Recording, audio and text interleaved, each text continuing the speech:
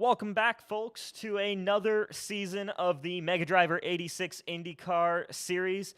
I'm Rishav Khosla here, joined in the booth with Derek Vance, who will be joining us in just a moment. And we're getting ready to kick off yet another season of INDYCAR racing here in the Elite Racing Leagues with the new Track Record podcast, US 500. We're back at the Michigan International Speedway, 2-mile racetrack, extremely high speeds and 250 laps here tonight to complete the first leg of the INDYCAR Triple Crown that we run here just about every season.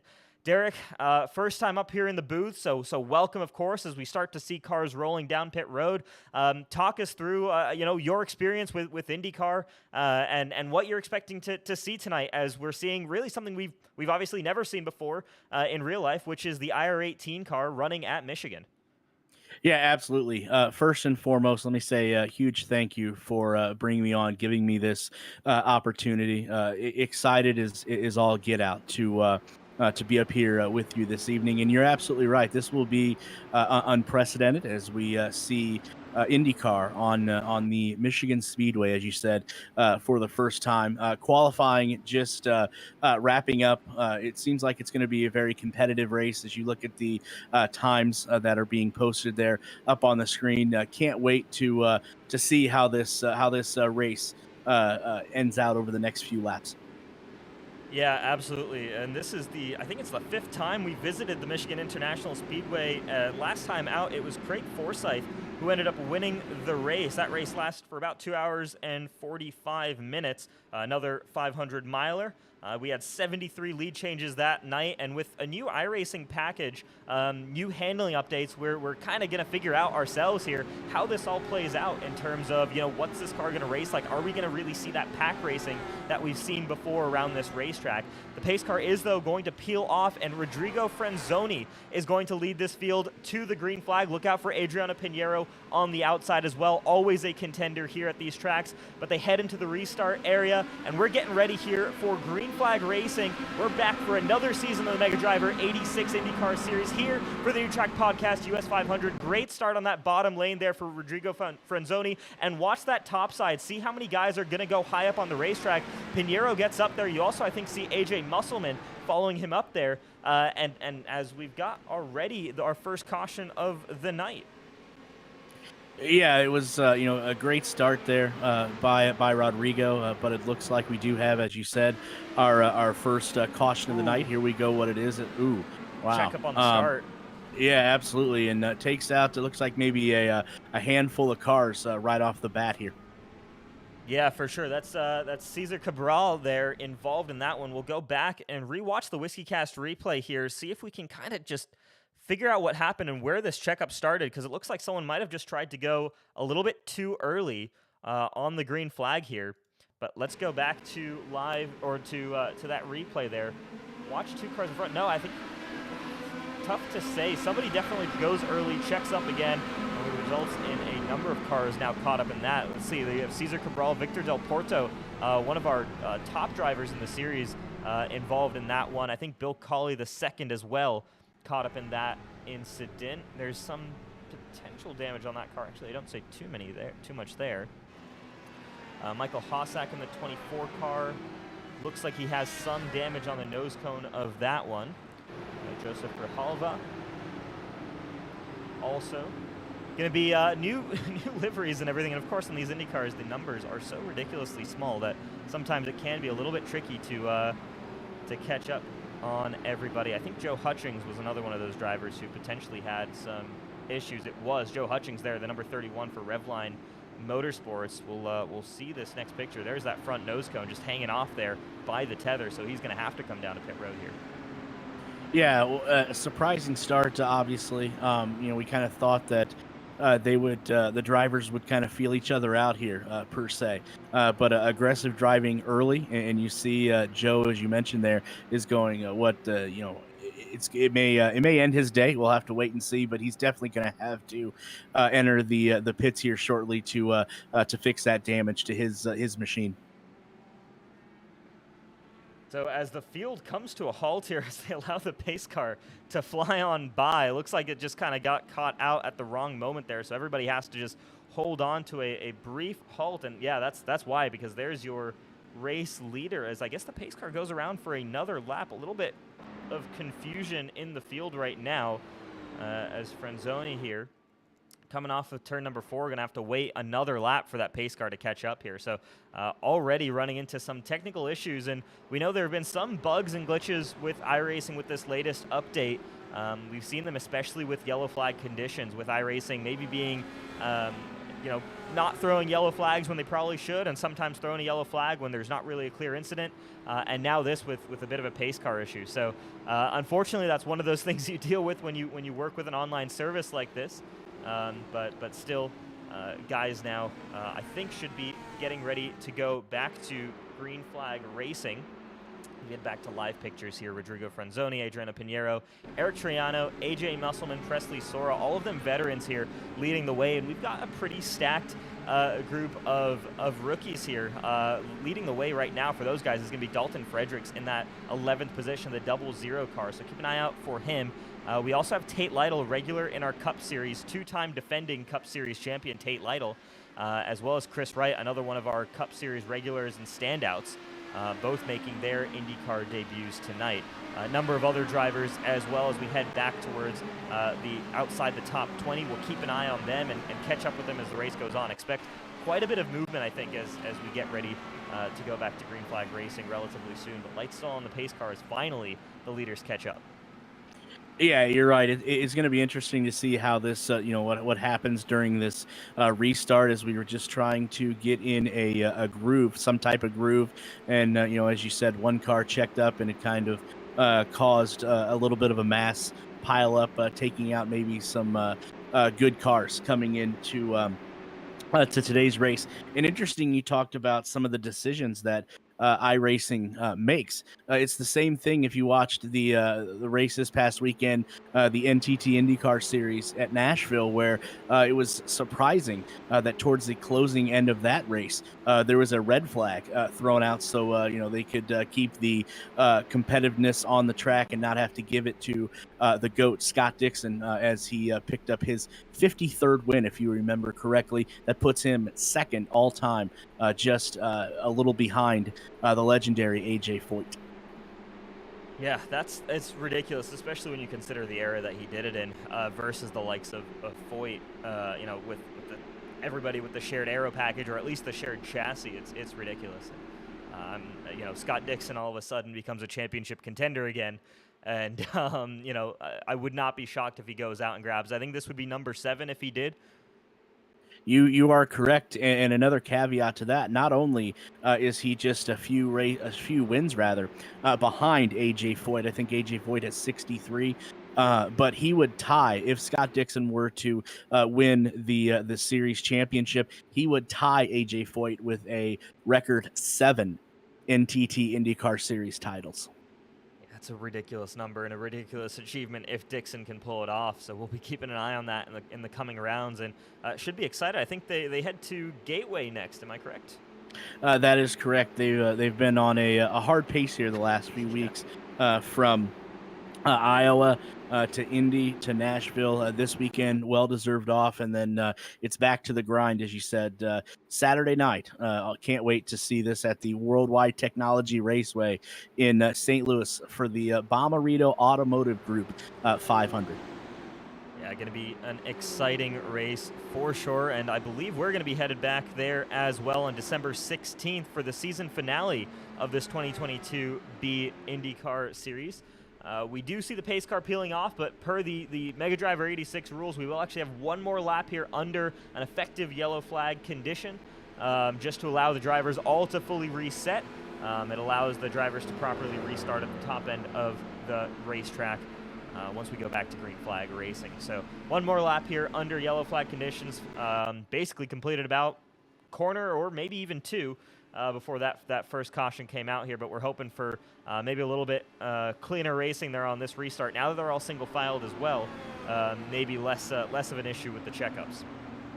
Yeah, hopefully we'll be able to have run some clean laps here in just a few minutes time, as again the drivers trying to not only get in a groove at the in the track in the cockpit there, but try to get some simulants of a normal race instead of going, run a few laps, caution, run a few laps, caution.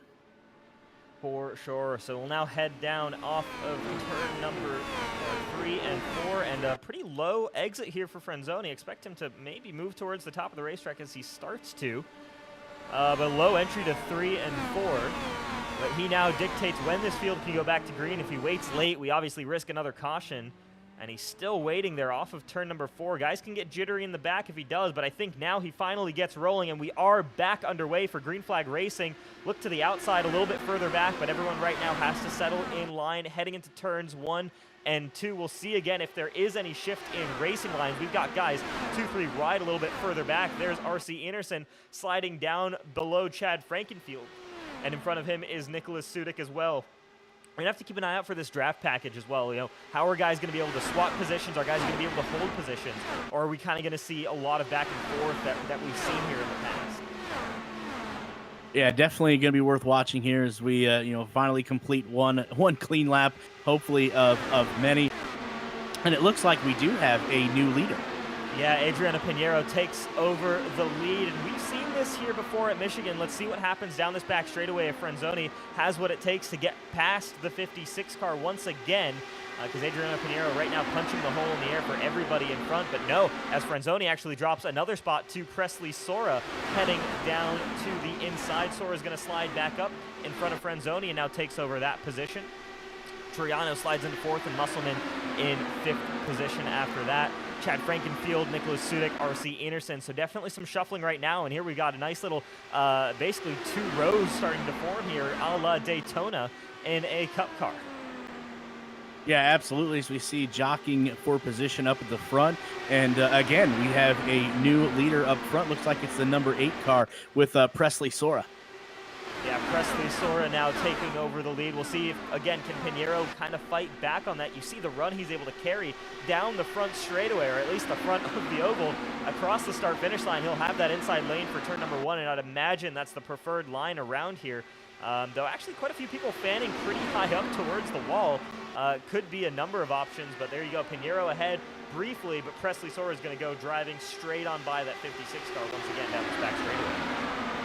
And this is something we were looking for as we look at the running total or the running leaderboard there on the left-hand side. A lot of jockeying as they're feeling each other out here on this track with the new aero package, as you said. And you look at the number 15 car, Chad Frankenfield, up 5 positions since we started the race. Yeah, Frankenfield's going to be one to watch out for. Presley Sora as well, up 4 positions. Eric Triano, kind of the biggest faller, I suppose, from the start inside this top 10, down from his high starting position. He's down 6 spots, now down 5 spots as he moves up to that top side, all the way up towards the wall. Yeah, really just taking that longest way around the racetrack, but carrying a ton of speed while doing so. That's going to help him down this this front stretch.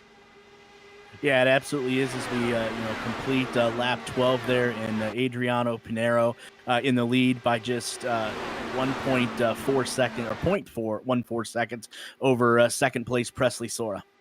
Yeah, we said 73 lead changes officially last time, or last season. Though I will say, I don't know if those were classified at the end of each lap, because it feels like we're going to surpass that number fairly quickly if this shuffling goes on. That might have been at the end of each lap we had a lead change, but still, this racing here, this racetrack really just gives some fantastic IndyCar racing.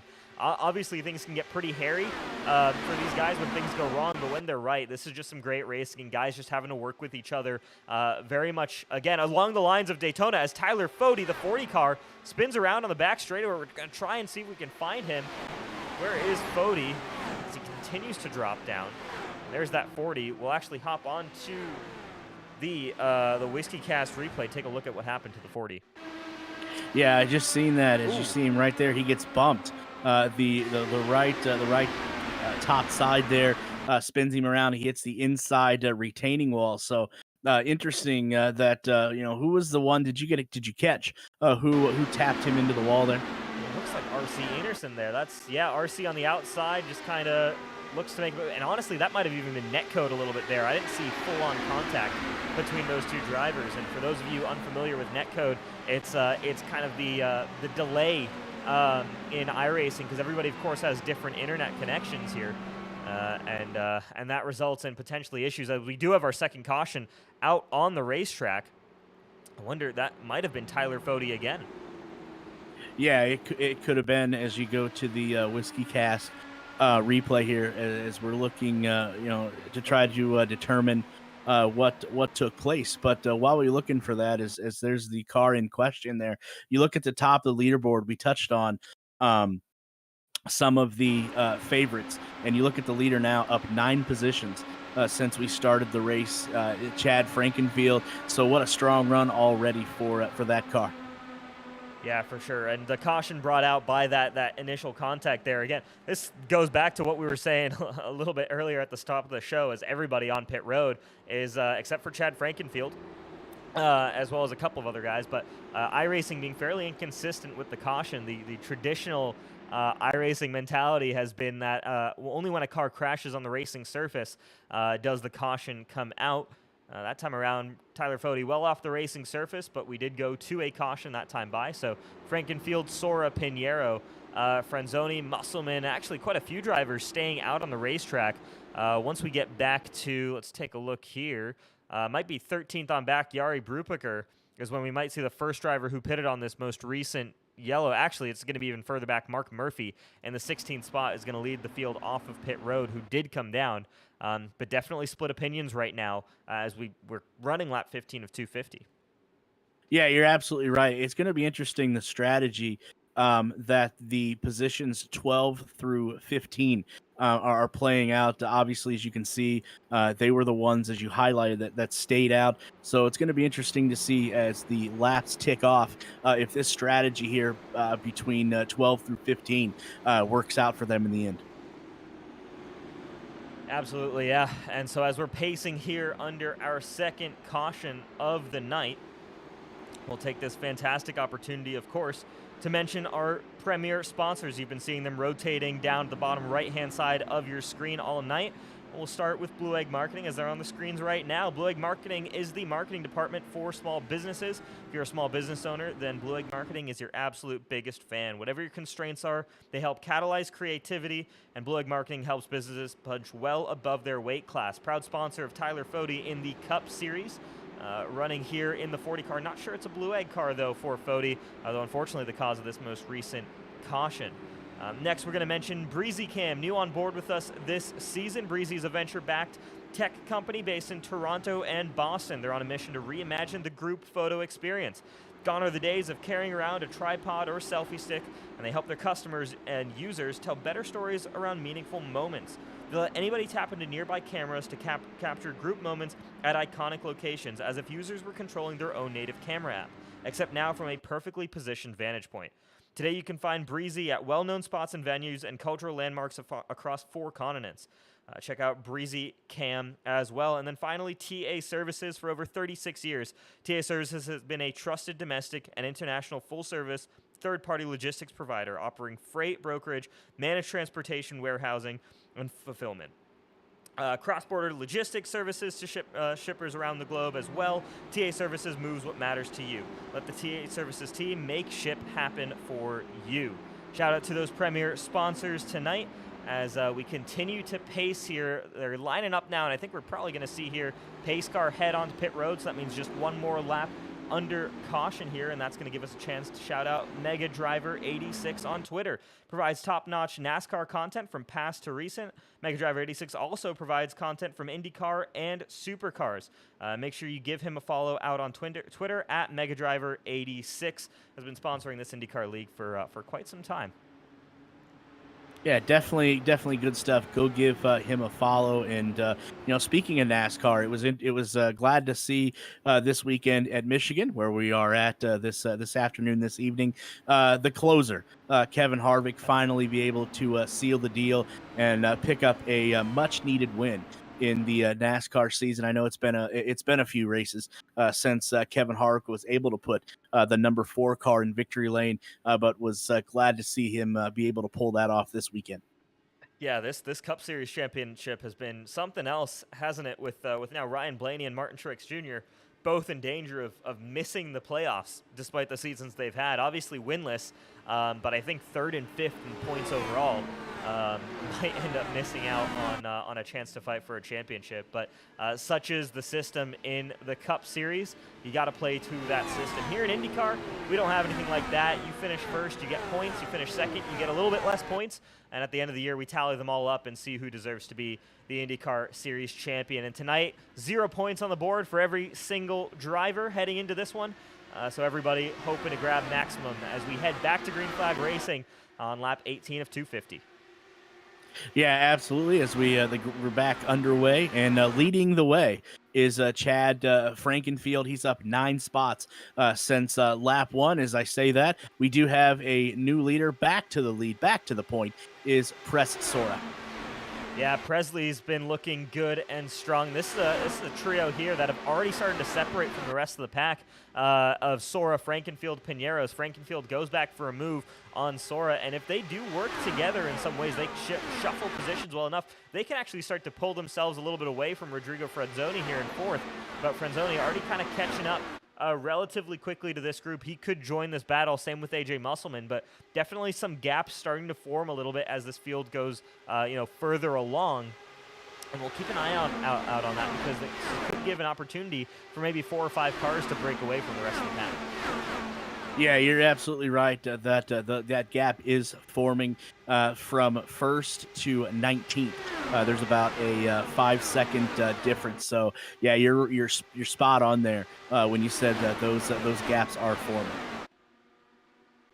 Absolutely. Up front, continuing to watch this battle here, as now it's Pinheiro versus Sora.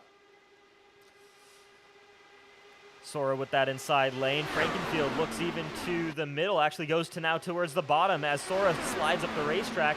Frankenfield maybe with the move there. He got it done on Pinheiro through 3. He might get Sora heading into turn number 1. Frankenfield from third to first in just a couple of corners.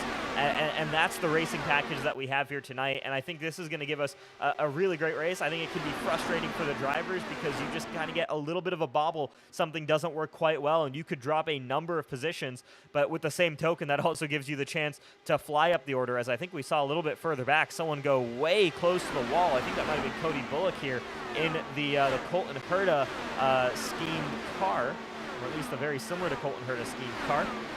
And yeah, he got up pretty high coming off of turn number 2, but keeps it pointed in the right direction. No damage, I think, either to any of those toe links, which is most important. Oh, absolutely. If that was the case, and you take out some of those toe links, as you said, your day could be done for sure. Absolutely. Just behind Cody Bullock, one of our rookies, we have another rookie, and that's going to be Ryan Huckleberry. I believe, though I don't have full confirmation, this might be the son of Dave Huckleberry, one of our producers here at the Elite Racing Leagues, making his Elite Racing Network and Elite Racing Leagues debut. So right now, running strong in the 13th position. We'll keep an eye out on him as well. RC Anderson actually has dropped all the way behind him, though. Remember, RC, one of those guys who came down pit road on that most recent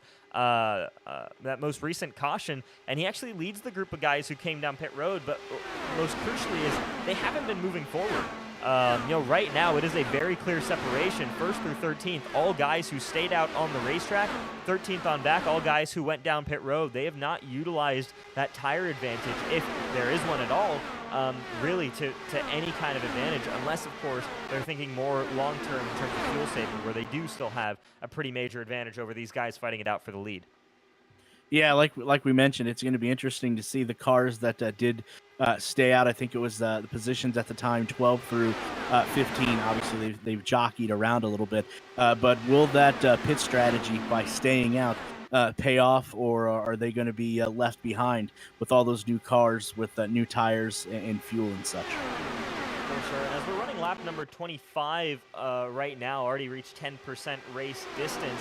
This race certainly can fly by if we stay green. We have to start wondering about these leaders, about when that first pit stop might come around.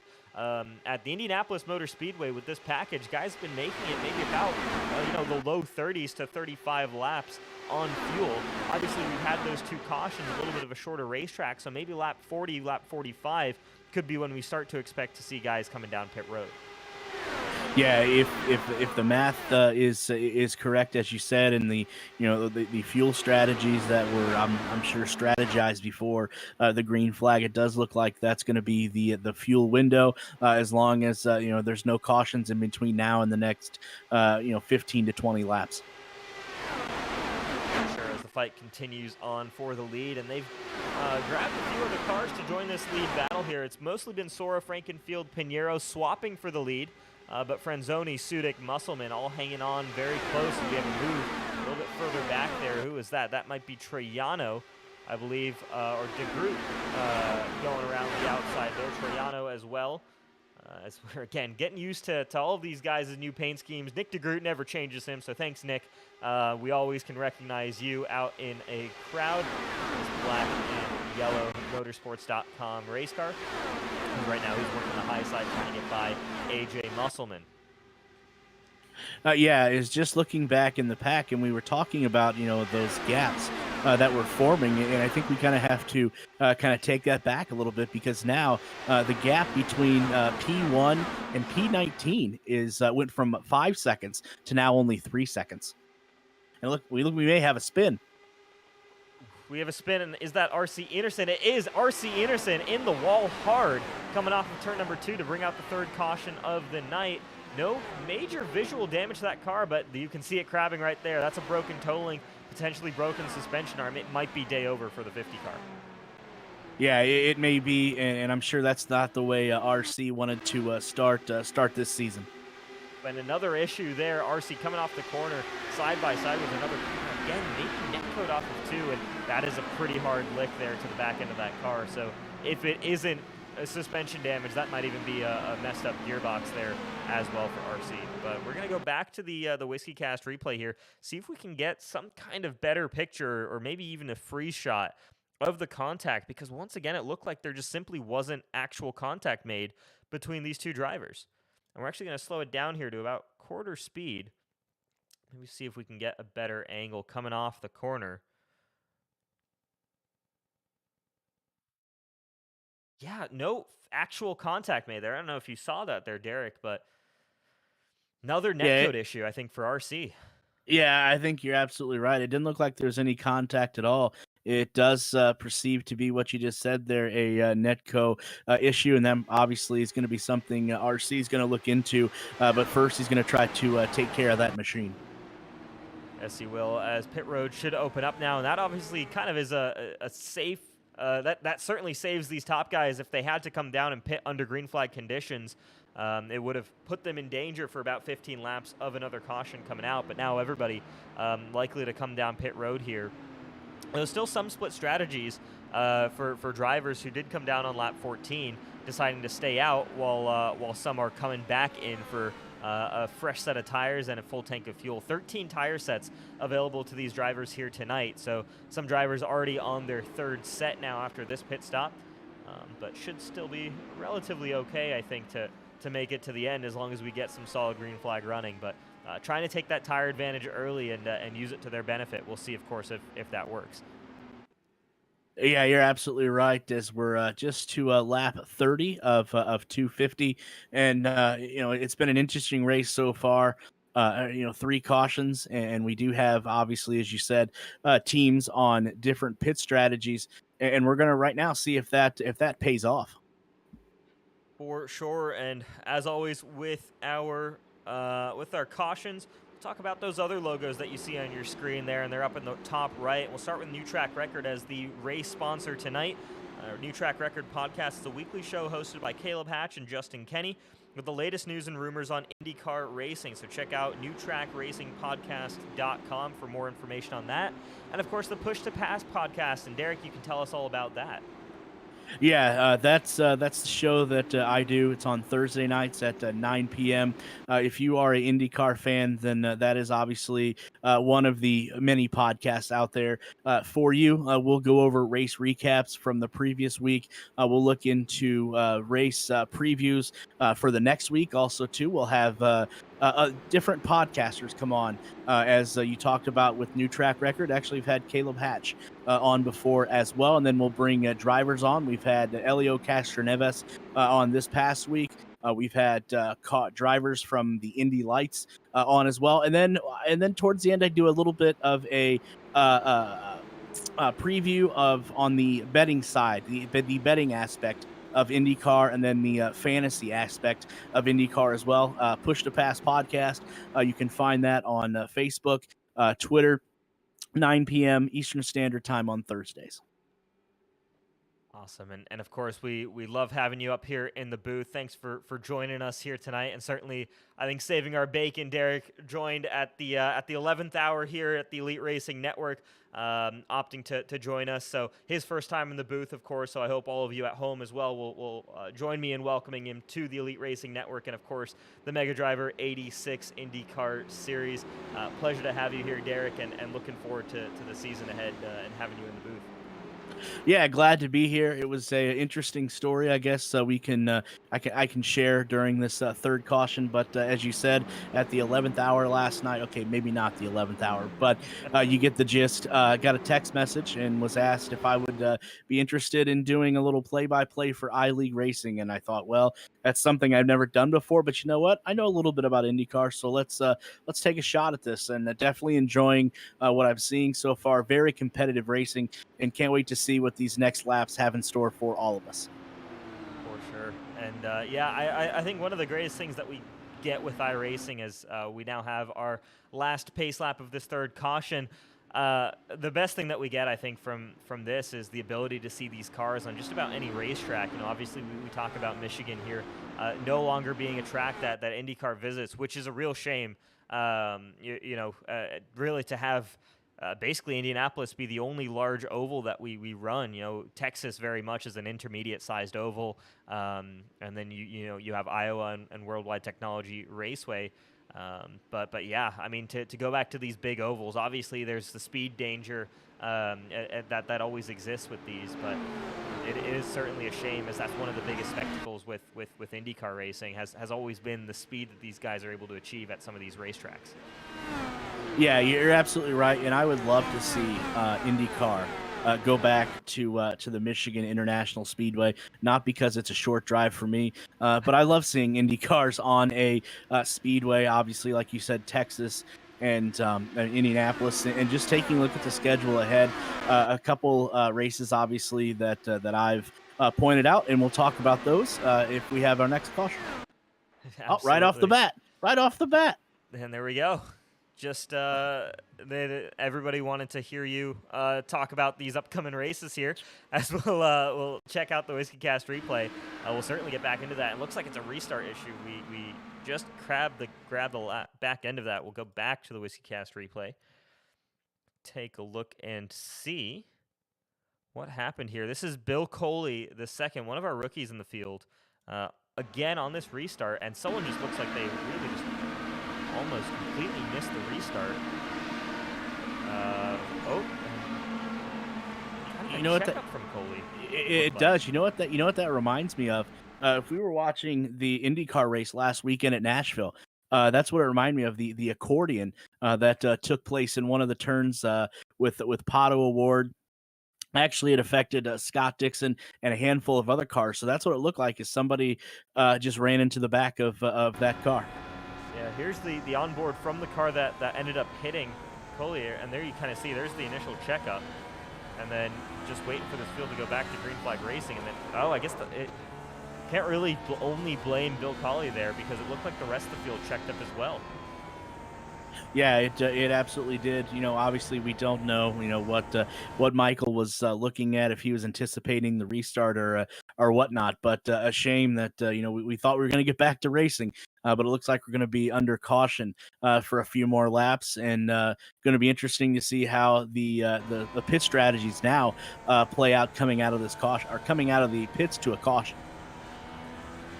Sure. And here's Coley, and there's that checkup, and that sends him around, bringing us to our fourth caution there. So definitely a checkup a little bit further up. Guys, again, just getting a little bit, it's the start of a new season. Guys getting pretty jumpy on the throttle here on these restarts.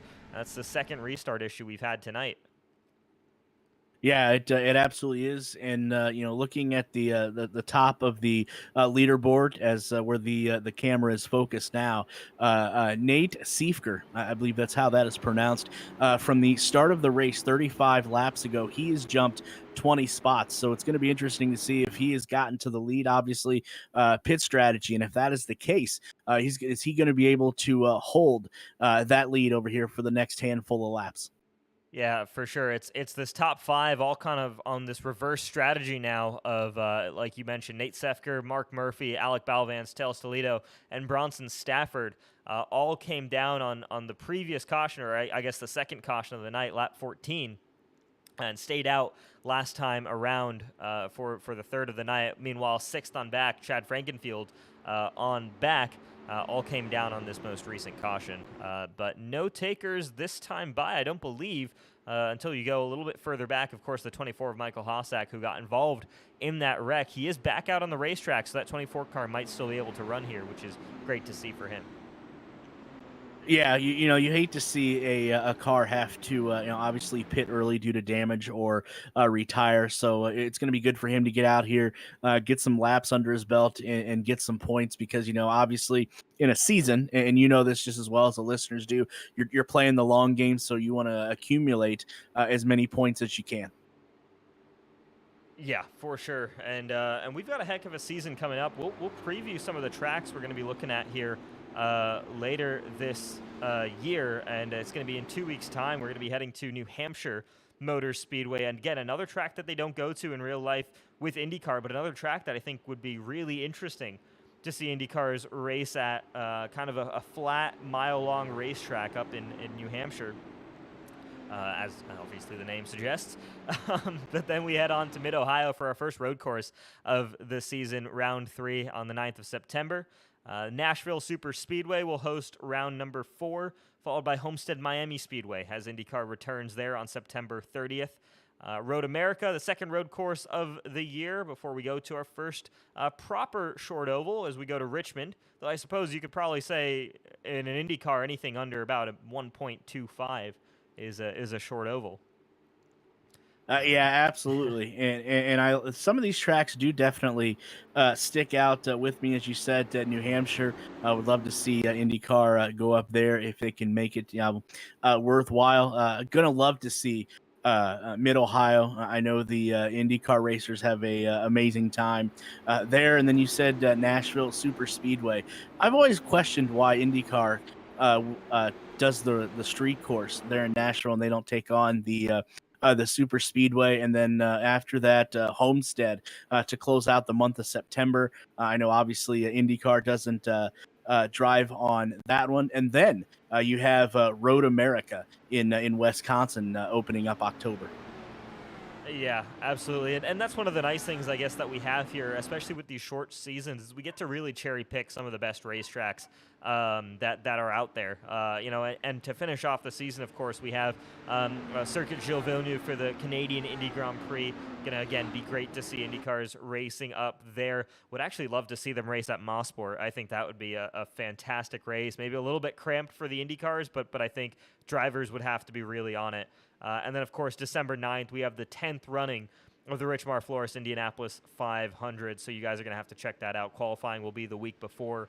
And the season ends just a couple weeks later, actually 1 week after the 500 at Worldwide Technology Raceway. So late season Indy 500 there. That could be a real factor thinking about the championship picture. But, of course, drivers thinking about the individual race there as well.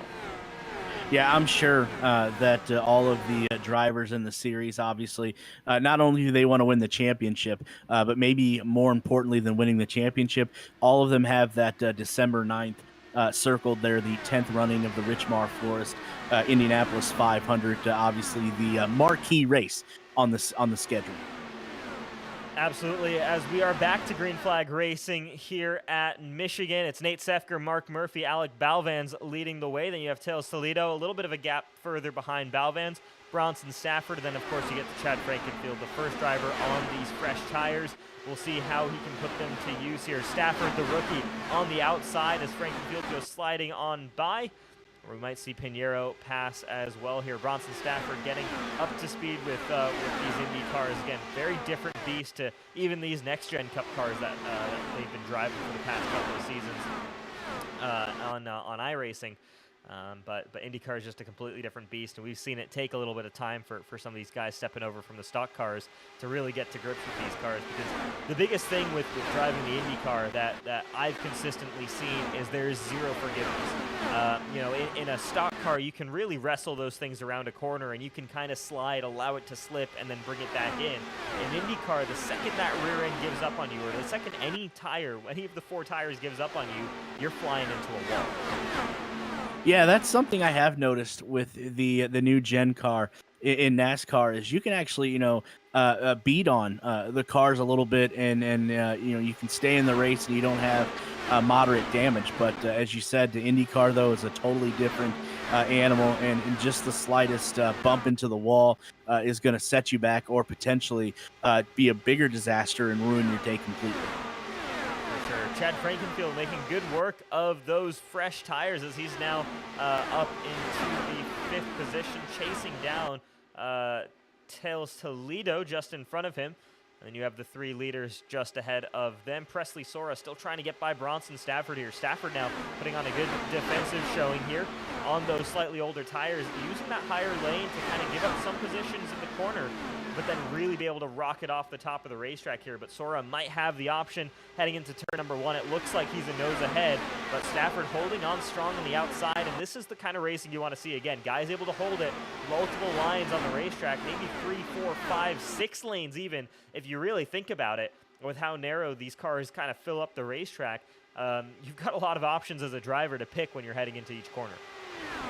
Yeah, we do, and just noticing at lap 42 here, have to be impressed with the strategy that the top 3 currently are running, because they are definitely holding their own there. They really are, yeah.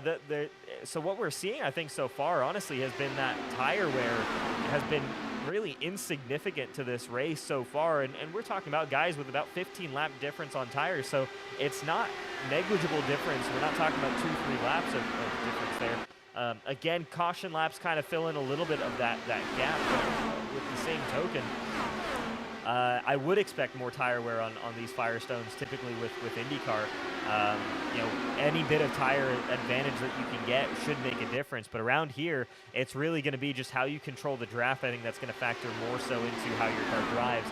I think as we get towards the end of the run, you may start to see those guys with that little bit more of a snappy rear end, and that's going to be what you've got to watch out for. But if the tires are staying longer than the fuel, then you really have nothing to worry about all race long. Yeah, it is going to be interesting as the laps tick off here. As we touched on, if those 3 top cars there that are on different pit strategies, if that's going to be an advantage to them, or if that's going to backfire. But looking to crack the top 5 now, Chad Frankenfield in 4th position, and obviously he came in the pits and he is definitely on a charge. Yeah, Frankenfield moving forward very quickly here as we'll watch on board with the 15 here as he goes to the outside of Alec Balvans, trying to make this outside lane work for the 15. Or excuse me, Balvans gets checked up a little bit there on the exit of turn 4. Frankenfield going to use the 27 in front lap down car to kind of pull him along, and now you see the 2 leaders already in front of him side by side battling it out, and this is perfect for Frankenfield. But 27, who's already down a lap, is fighting back, trying to get back on this lead lap here. 27 car being Victor Del Porto. Remember, he went down a lap actually early, involved in that first lap melee on the initial start. Del Porto, one of the strongest drivers we have here, and one of our championship contenders last season, trying to get back on the lead lap, and he's going to be a hard one to pass here for Frankenfield, despite the fact that Del Porto's down a lap already. Yeah, absolutely. Usually you would think lap cars would get out of the way of racing of cars that are on the lead lap, but Del Porto here, staying aggressive, not letting making it hard rather for Frankenfield to get around him, which is kind of hurting Chad because the other 2 cars that they don't obviously didn't have to deal with a lapped car, and they're kind of pulling away a little bit. I'm curious on your take on lap cars, at least at this point in the race. I think I would agree that if we were on lap 225 and on, having a lap car defend like that maybe might be a bit much. But Del Porto right now, it's lap 48 of 250. He can see the leaders. He can see the ability to get back on the lead lap here, defending the position like that as he continues to do. To me, seems like fair game. But I'm curious as someone who's certainly more versed, I think, in IndyCar and kind of the standards of racing that we expect to see in IndyCar. What are your thoughts on this by Del Porto? Yeah, you know what? I don't have an issue with what Del Porto's doing. My only concern is if he was to cause an accident with those cars that are behind him and taking out their chances to win. That's my only issue. Obviously, he's racing because that's obviously what he loves to do, and he's trying to get back on that lead lap because you don't know what'll happen. But my concern would be causing some type of issue that may take out cars that are in contention for the win today.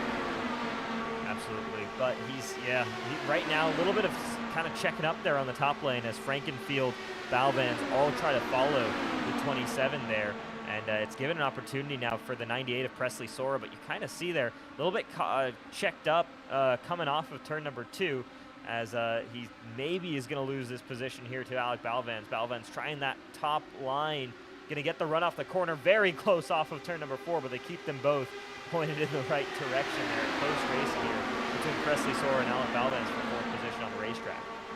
Yeah, absolutely. As we're at lap 51 and just looking at the gaps, what a competitive race we have so far. You look from P1 to P15 is only a 3-second gap, so a lot of competitors still in this race early. For sure, and there you kind of see that fanning out through turns 3 and 4. Mark Murphy now under attack from Nate Sefker. Sefker going to make the move to the inside, down the front straightaway, and he'll cross the line in that first position. That actually gives an opportunity now for Del Porto to pass another one of those leaders. Del Porto now just one car away from getting back on this lead lap, and a timely caution would put him right back in contention on this one. But he has to get by Sefker, and the biggest problem now for Del Porto, though, is that being the lead car is he's going to have the slowest car because he's punching the hole in the air for all these guys behind, and they're going to take full advantage of that draft as Del Porto actually slides up the racetrack a little bit here, gives an opening for Murphy, gives an opening for Sefker, and Frankenfield might go below all of them down into turn number 1. Chad Frankenfield, could he go 4 cars up into turn number 1? He does. Frankenfield to the lead here on lap 53. Yep, a new leader as we say that. Sefker gets a run back and takes that top spot back. So what jostling we have in between positions 1, 2, and 3. Yeah, and this is the racing we expect to see around Michigan, around a track like this. Guys going wheel to wheel all race long, going back and forth all race long here. But now Sefker once again ahead. You see this 3 wide heading into turn number 1, and it's 3 wide, but it looks like there's so much track still available to these guys, which is great to allow for just so much better racing that they've got. And there they are, still 3 wide coming off the corner. You clearly see that outside lane working just a little bit better for Mark Murphy to get by Chad Frankenfield. Now Sefker drops that spot again to Victor Del Porto. So Del Porto back on the lead lap, but for how long? Because Sefker back with a move to the inside, heading down the front straightaway. Yeah, absolutely. And we were wondering what the strategy or how the strategy would work out for Nate Sefker and Mark Murphy. And so far, it has worked out, I think, better than they expected. For sure, but again, the question kind of comes to us of when do they have to come down pit road? Last pitted lap 14, have had 2 cautions since then, obviously to save some fuel, save some tires. But obviously these tires and the fuel tank is probably getting pretty low. Certainly the fuel tank, I think, is going to be the concern for these guys. Potentially within the next 5 to 10 laps, I would expect to see them come down. Yeah, I would expect to see that as well. And the best thing I think Sefker and Murphy are kind of hoping for and praying for, if they were to get a caution now, how would that strategy look? It would be a fantastic strategy call. It would be genius strategy call from those guys, and that's what they're hoping right now is for something to happen here, someone to slip up, have that caution come out. Frankenfield might still have the lead, but those two would have gained so much in terms of track position to be up here and fighting it out. And once everybody resets to the same pit strategy, all of a sudden they're in a fantastic position moving forward as movement all throughout the field. No major, no major issues, I think, throughout the field either. We've got a great battle as well here just on the outside of the top 10.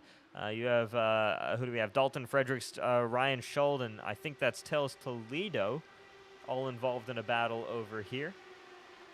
And don't look now, but Bronson Stafford was just cracking the top 5, the highest running rookie right now for Sky Motorsports. Yeah, absolutely. Bronson Stafford looking good. He's another one of those guys who kind of made that strategy call, and it's worked out well for him, up 19 positions from his starting spot, and fighting right now just outside that top 5 and keeping touch with these guys. Most importantly is there we see our first taker onto pit road. It is going to be Nate Sefker. Yeah, he comes.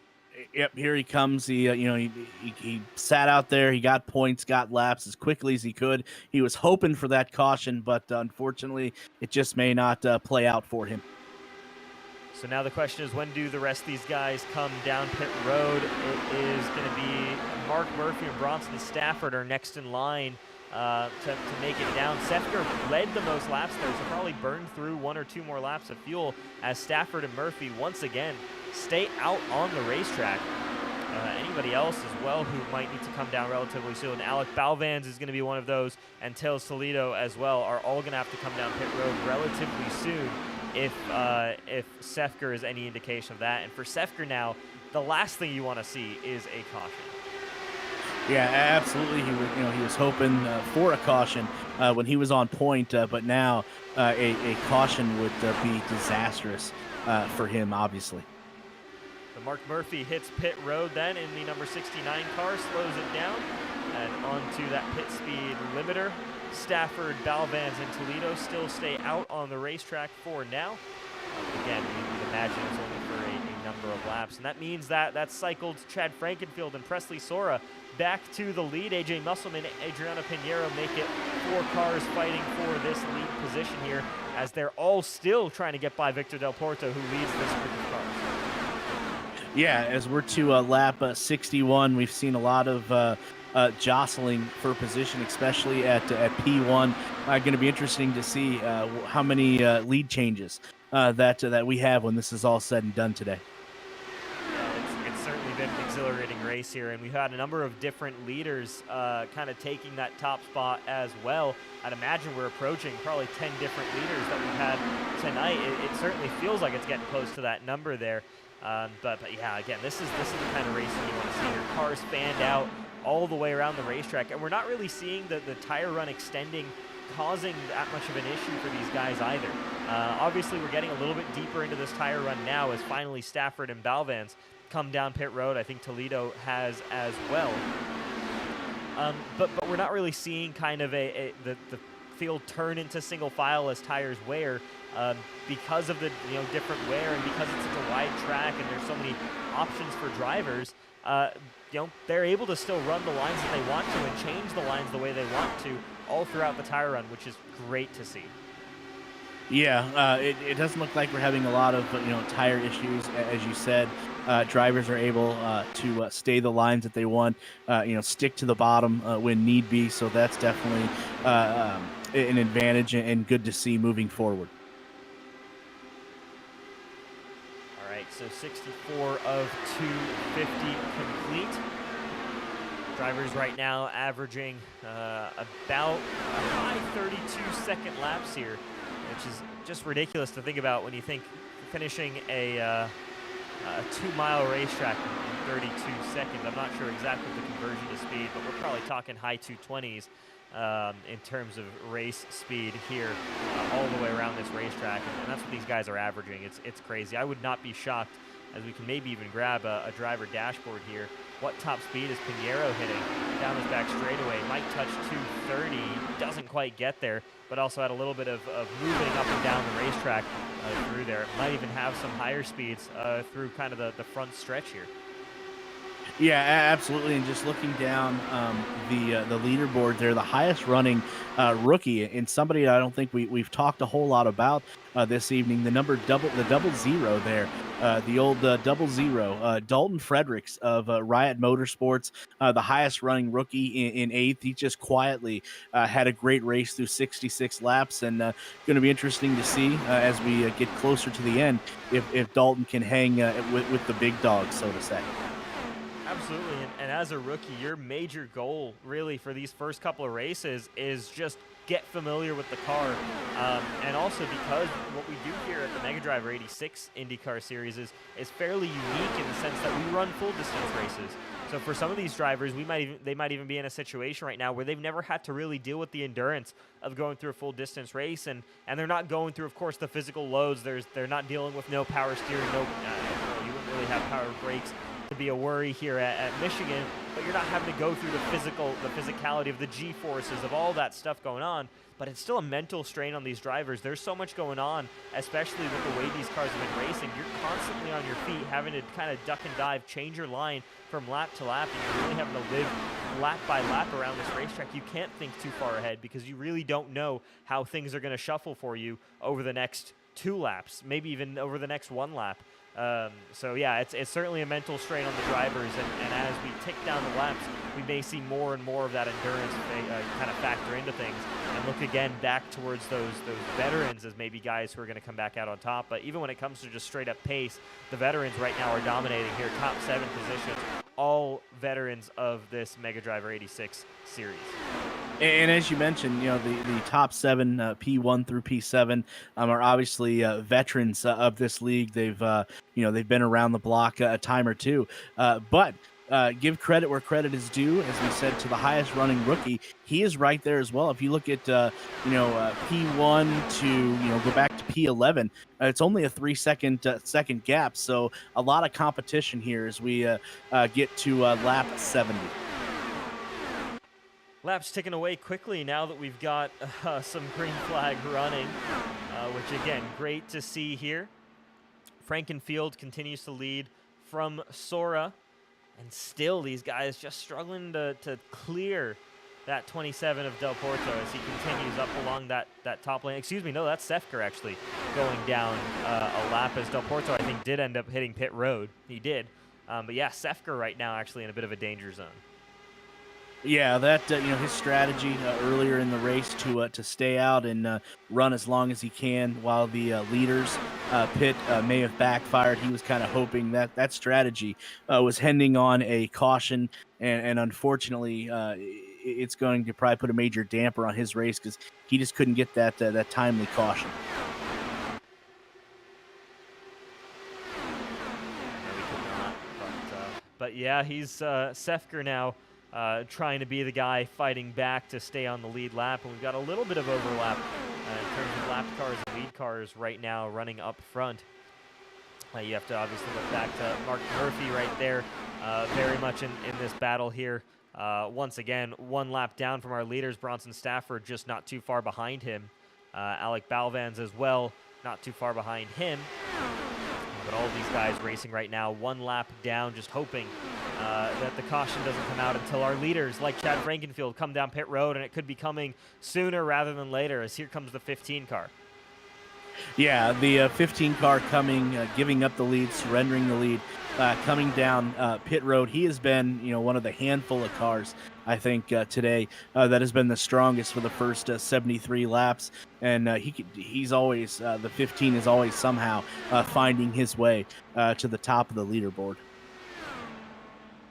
Yep, so nice and smooth onto the jacks for Chad Frankenfield, and off he goes. Fairly standard pit stop there for the man who's likely led close to the most number of laps here tonight. Obviously, there's been so much swapping that it's hard to say, but Frankenfield's pretty much consistently been inside that top group of race cars.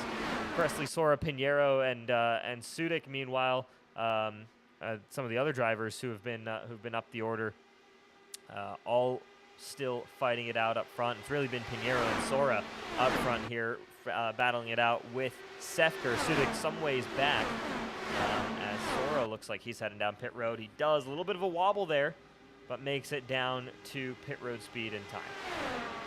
Yeah, that was probably just a coming in over the speed limit a tad. So hit the brakes, kind of locked him up there a little bit. But 75 laps are complete of 250. Pretty competitive race so far. There, as you were talking about the several different lead changes amongst a handful of drivers, and we still got a lot of laps left. A lot of things can happen.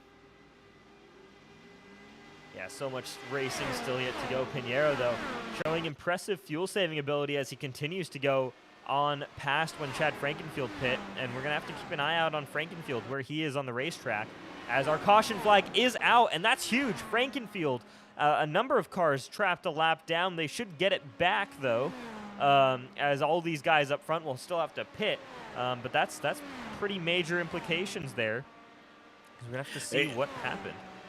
Yeah, that I don't know if that could have come at a great time as Chad just finished his pit stop there the last few minutes. Let's go to the Whiskey Cast replay and see what brought out caution number 5. For sure, looks like Joe Hutchings was the driver that was flagged on timing and scoring for this one, as just loose off of turn number 2 is going to send that car down to that inside wall. Does he avoid hitting it? Just. So a good save there from Joe Hutchings to avoid any further damage, but that then does bring out our 5th caution flag of the night, and it's just on his own had that error, which can certainly happen, especially as we were getting pretty close there to the end of our tire life. Hutchings, one of those. Hutchings, one of those rookies that we have here in the field right now, actually sits 7th in the order in timing, but he's, I think, trying to get that lap back, and he'll probably get sent to the back of the pack here on the restart for causing that caution. Yeah, that was something that we didn't see yet up until this caution here. Just lost it there, the back end going out, but luckily Joe was able to save it in time from tapping the inside wall, and going to be curious to see how he can recover from this spin out. Absolutely. So you see Pinheiro, De Groot, Frenzoni, Troiano, Brupiker, Hossack, Hutchings, of course, Sefker, all coming down pit road. Sudik stays out on the racetrack as he pitted on lap 75. Sean Ryan Schold, Mark Murphy, Chad Frankenfield should be the order once everybody flips through pit road. Bronson Stafford as well, all benefiting from this caution coming out when it did. Though Stafford actually maybe not, unless there's a little bit of a glitch there for that 61 car, because he's showing he still hasn't pitted since lap 14. But my guess is that we've got a little bit of a timing glitch on that one.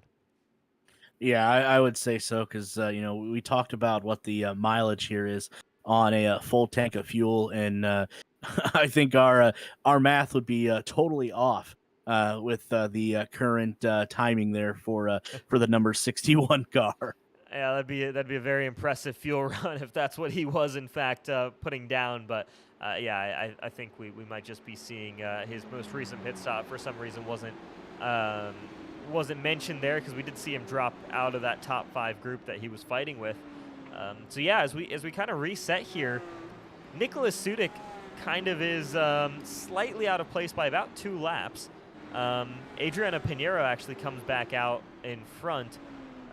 As Chad Frankenfield, he actually drops down to 13th, and this could be a situation of, this is the wave around scenario that we're seeing here, where these guys, they were a lap down, stay out on the racetrack, but they're not regaining that position because they're trapped behind the pace car. So they will restart, as now they finally are free to pass the pace car. They'll restart more or less where they were running, back on the lead lap. But they do lose quite a bit of track position. So it's Chad Frankenfield has his work cut out for him right now. Same with Stafford, Fredericks, Balvans, all those guys who were kind of fighting inside the top 10, all now are outside and looking in. Yeah, and you look at P9. We thought Hutchins would fall farther than he did.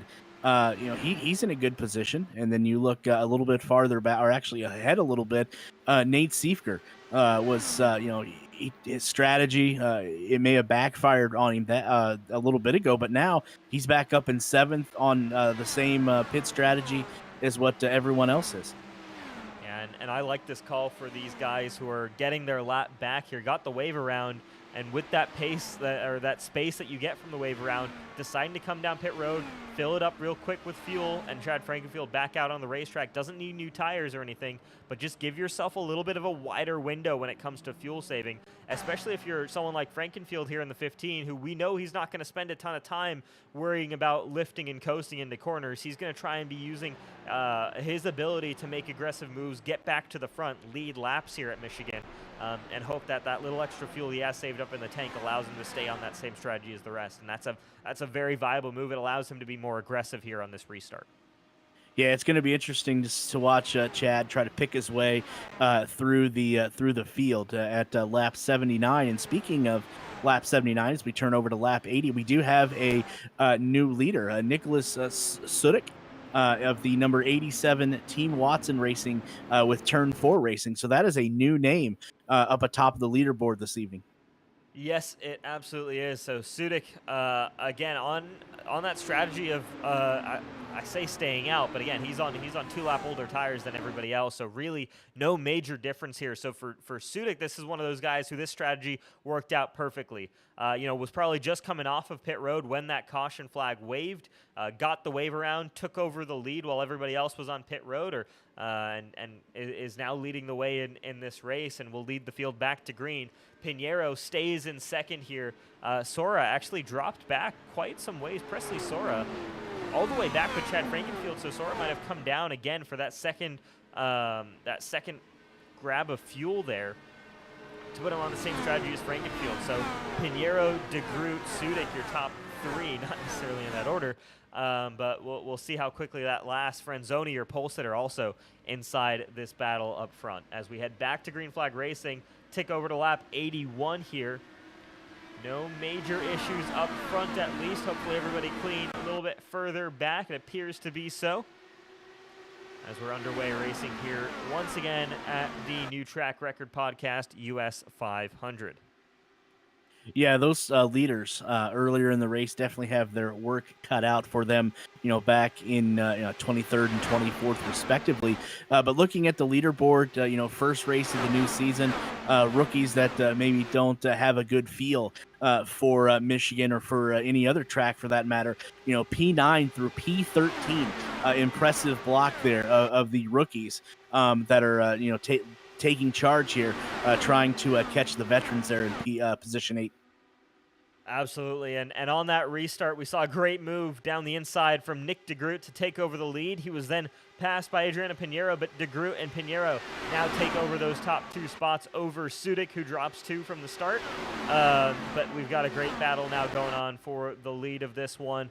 Pinheiro leads the way off of turn number 4. Can DeGroot get a run? Not quite here. Pinheiro able to hold it then down another straightaway, and that's impressive to do here based off of what we've seen so far tonight. Pinheiro able to hold position right now.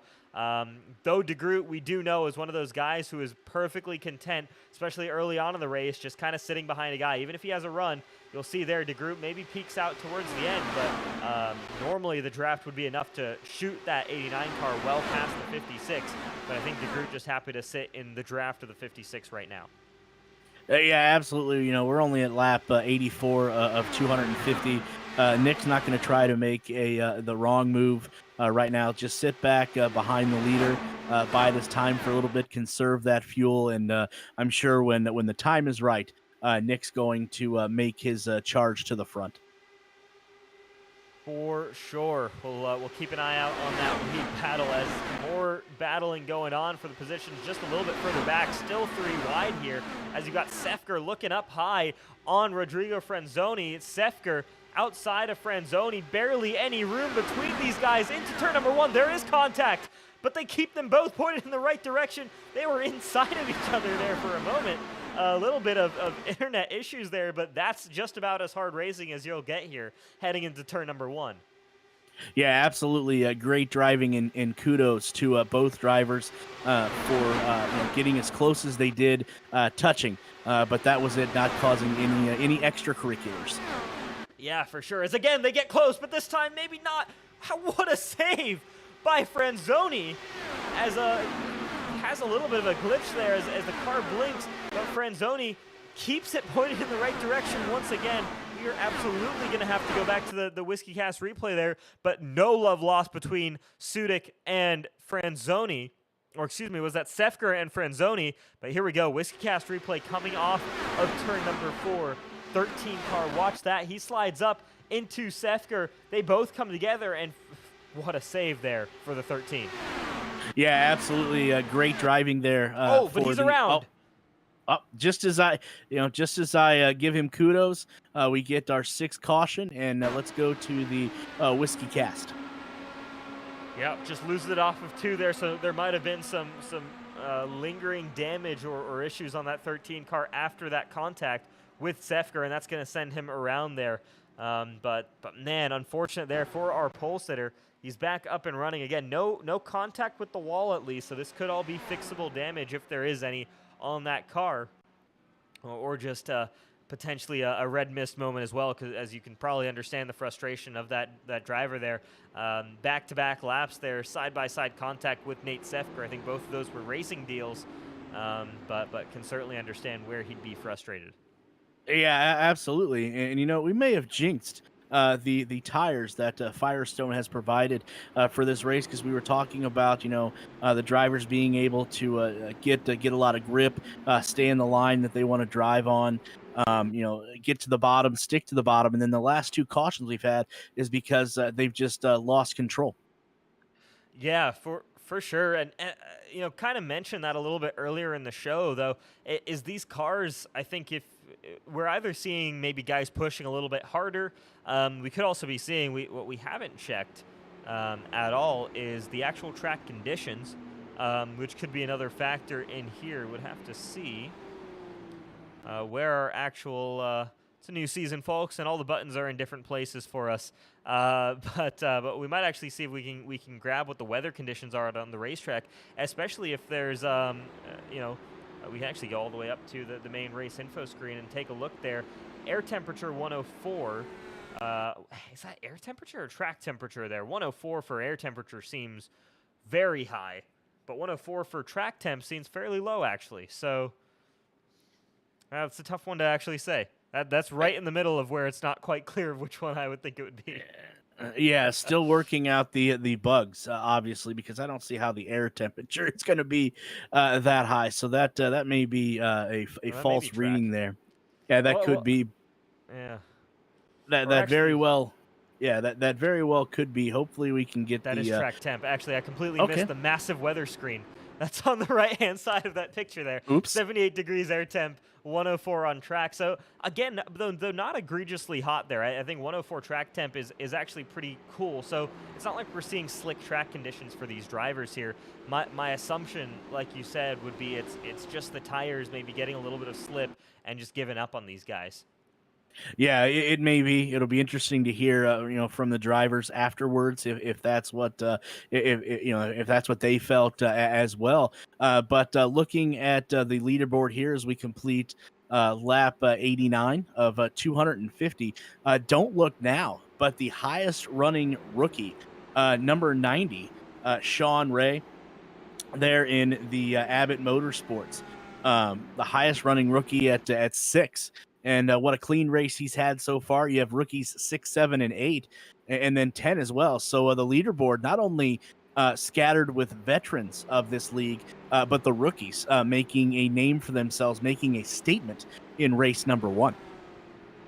Yeah, absolutely. These guys are all looking at, very, very strong. And One of the critical things to remember about some of these rookies is they're rookies here in the Mega Driver 86 series. But who's to say what they've actually, well, not who's to say, but we don't really know what their experience is beyond this series. They could be racing these Indy cars every single night here, very familiar with them, and that might be what we're seeing as well. But again, it's the challenge of a full distance race that sometimes guys aren't quite able to get up to grips with. So let's see, right now we've got 5 rookies in the top 11. Very, very good showing from them. But let's see if they're able to keep that going, as we still haven't even reached halfway yet in this race. Yeah, absolutely. And just looking down the leaderboard a little bit more, don't look now. But Chad Frankenfield, one of the stronger cars in the beginning of the race, making his climb back up to 15, P15. And not only he, but Presley Sora, another one of the strong cars, making his push, currently P18.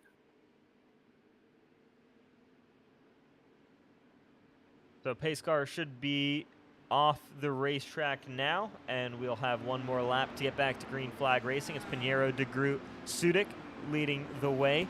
And you have Eric Troiano, Jari Brupiker, the 5 veterans leading this field before we get to, like you mentioned, Sean Ryan, Dalton Fredericks, Eric Macedo. Though Macedo, actually, I'm not sure why Macedo there is labeled as a rookie. Was a rookie last season. But actually racing there as a veteran this time by, like Derek mentioned here, we've always got some glitches that go on at the start of a new season, and all those get ironed out within the first 2 weekends. Well, looking at the driver entry and team entry lists that I have for the number 83 Eric Macedo car, it does show him designated as a rookie on the driver/entry team list that I have as well. So that may be accurate. All right. Well, my memory may be failing me here, but let's go back to last season's race, as we are about to head back to green flag racing here. But let's take a look here as we do head back to green flag racing. Look at the slow restart there. The guys getting back up to speed now and relatively spread out. DeGroot chasing down Pinheiro up front. Pinheiro actually with a big jump on the front there. And yeah, I'd have to do more digging there. Macedo could potentially be a full-time rookie this season. He was potentially part-time last season, which might be why that designation still exists there. But yeah, either way, still putting on a good showing there in the 8th position. Ryan Schultz, Chris Wright rounding out our top 10 beyond those we discussed under caution conditions. But look at this, 4 cars all within very close distance of one another, fighting it out for the lead here. Pinheiro, DeGroot, Sudik, Troiano. Little bit of separation there to Jari Brupiker there in the 5th spot. But right now, no major shuffling. Guys looking for maybe an advantage, but you see them fanning out 4 different lines there, 3 different lines as Sudik slots in behind DeGroot. All trying it out there up front, but it's still Pinheiro who leads the way here as we tick over. DeGroot with an option to run, but I think everybody right now just happy to settle in line, allow Pinheiro to burn through the fuel on his own, and kind of get their own running, get their fuel number, and try to make it to the end of this one. Ooh, there's a little bit of contact there for the 14 car of Troiano on that outside wall. Keeps pointing in the right direction for now. Yeah, it looks like after this restart, the top 4, if they stuck nose to tail, they may be able to find a little bit of a gap from the field on back. Curious to see if they can keep it that way, and then also too, as we mentioned earlier, Nick DeGroot. I think he's content with sitting back, waiting his time, biding his time. Let those other cars burn their fuel, go through their tires, and then Nick, when the time is right, he'll strike. Yeah, for sure. Nick DeGroot has been so close on so many occasions at races. Of course, I think the most famous one for us familiar with the Mega Driver 86 series would be that Indy 500 2 seasons ago, where he was, I think, 2/100ths of a second away from winning that one. Came so close, but he's so good when we talk about these long races. And yeah, I think it was actually 3/100ths of a second. Excuse me there, but still, he's so good when it comes to these long races because he knows how to keep his nose clean, knows kind of to treat this like a marathon, which is what it is, and is happy to just kind of sit and wait for the opportunity to come up. Meanwhile, Jari Brubaker moves ahead of Nick de Groot, and Brubaker is going to move for the lead here on Adriano Pinheiro through turn number 1, and Jari Brubaker, our next new leader here of the night. Yeah, what an impressive run so far for Jari, up 25 positions as we praise him, and then he drops to second, but up 24 positions in under 100 laps. Yeah, for sure for him. And meanwhile, in terms of strategy, everybody here I think is more or less on the same strategy, plus or minus maybe a couple of laps. But look at this battling we've got here up front. This is fantastic. We've got guys fanned out too wide all the way around. It really is a train of two different cars, the defending on different lines here as Jari goes to block that top lane. Not sure if we're going to see any bump drafting here. I don't think that would quite work out in IndyCar. But these guys getting awfully close to racing in that same way, but shuffling back and forth, racing 2x2 all the way around this racetrack. This restart has been pretty chaotic. I mean, look at just the way these guys have been racing. Once they all got caught up back together, there's just been shuffling all over, and now it's Ryan Schold to the lead. Yeah, a new leader. Again, Ryan Schold in the number 4 car. He's jumped 16 spots since the beginning of the race, but don't look now in P5, the highest running rookie in that 00 car, Dalton Fredericks.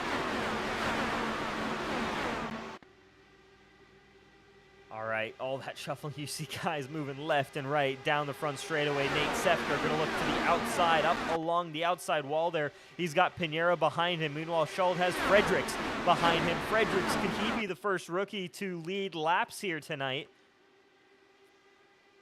Yeah, that's going to be interesting to see as there's more shuffling up front. Sefker back on the pit strategy with everyone else. We thought him not getting a caution earlier in the race was going to throw his strategy out the window, but it looks like it may help him as he is currently P2.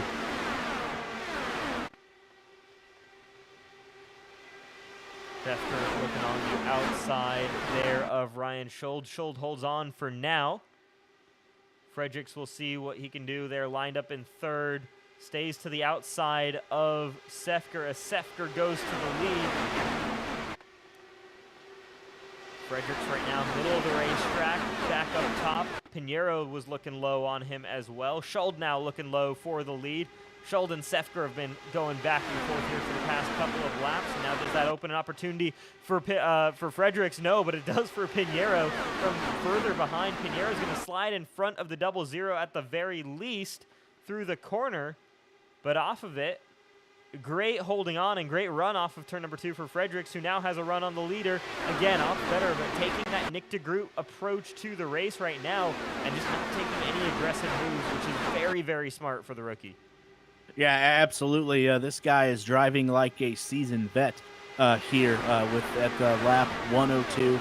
P3, obviously looking for more, but he's going to sit back, check out the landscape a little bit, and he'll pick his spots when need be. All right, so Sefker once again to the inside, and Fredericks kind of sticking to the gearbox of Schold as closely as he can. Pinheiro dropped back a little bit. Presley Sora back in the picture here, and don't look now, but Chad Frankenfield back in the picture up front as well, as Nick de Groot has slipped a number of spots there. Again, we'll see on that 89 car, he normally is able to come back relatively strong. But yeah, a lot of shuffling going on here inside the top 10 right now, as some of those protagonists from earlier on in the race are back in it. We're past the 100 lap mark, 200 miles already into this 500-mile race, and we're going to get to crunch time here somewhat soon, but I mean, technically still haven't even reached the halfway point, but it already feels like the pace has picked up, the intensity is picking up in this race. Yeah, it has, and you pointed out the move that Chad Frankenfield is on up to P8. He is definitely on on rails right now, trying to get back up to the lead pack.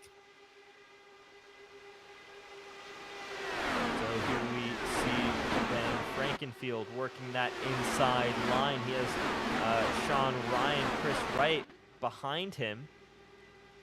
Let's take a look there. Chris Wright in that black car, Sean Ryan in the green.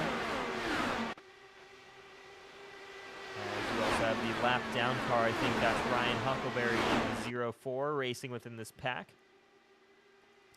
Ryan Schold now leads Dalton Fredericks, and Fredericks, could this be his opportunity? He looks to the inside. He does take the lead, and will he cross the line with that lead position? But the first time the rookie has had his nose out in front of the 4-car. Schold might come back. He'll get credited with the lead on this one, but Fredericks is very much in contention. They're 4 wide heading into turn number 1. Yeah, what a drive so far for Dalton Fredericks, keeping his nose clean. As you said, he got his taste of out in front, couldn't hold it. But I think he is definitely going to be, as long as he keeps his nose clean, like you said, he's going to be there at the end. Yes, he certainly is, as long as he can hold on. They're up 10 spots from his starting position. Ryan Schold up 15. Meanwhile, Adriano Pinheiro -1, but he's still very much in contention here, as right now he battles with Nate Sefker. Sefker getting back into it. Sefker has been ridiculously fast and showing that aggression so far tonight. Looks like a very strong car. Of course, the question always is in these ones, longevity. Can he maintain that pace, that aggression all race long? We're also seeing that from Pinheiro, who moves up 2 spots, who moves up maybe even 3 spots into the lead for Adriano Pinheiro. What a move by the seasoned veteran there in the 56 car. What a drive out of turn number 4. Yeah, definitely showing he's a seasoned vet there. What a move by Adrian. But as soon as we say that, he drops from P1 to P3. Ryan just doesn't want to give the lead up so easily. Yeah, fair enough. I mean, it moves around so quickly there, but this is great. We're seeing these guys taking huge swings at each other. As there goes Fredericks once again, trying to take over the lead, trying to get a lap lead here to his name and across off of turn number 4. It looks like he might get it this time by. It's going to be close between him and Schold, but it is Fredericks who's credited it with the lap lead finally. So yet another lead change here. Yet another new leader in this US 500. Yes, absolutely. The rookie. We were going to say strong out front, but something might be wrong with Dalton's cars. He's dropped all the way out of the top 20. Oh, wow. Yeah, major issue there for the 00 off the racetrack, and we've got the caution flag. It is the 00 that's going to bring out this next caution. Oh, that's got to be a kick to the gut for Dalton as we watch the replay, courtesy of Whiskey Cast. Take a look here. It might be a very similar situation to what we've been seeing, but here it is, side by side, while fighting for the lead as well for Dalton Fredericks. Take a look here and see, just there it is. There you see that slight slip on the rear, and at that point you see he tries to catch it, but the car is already gone there. Already spinning around, and for Fredericks, down towards the inside of the racetrack, but keeps it well away from the wall.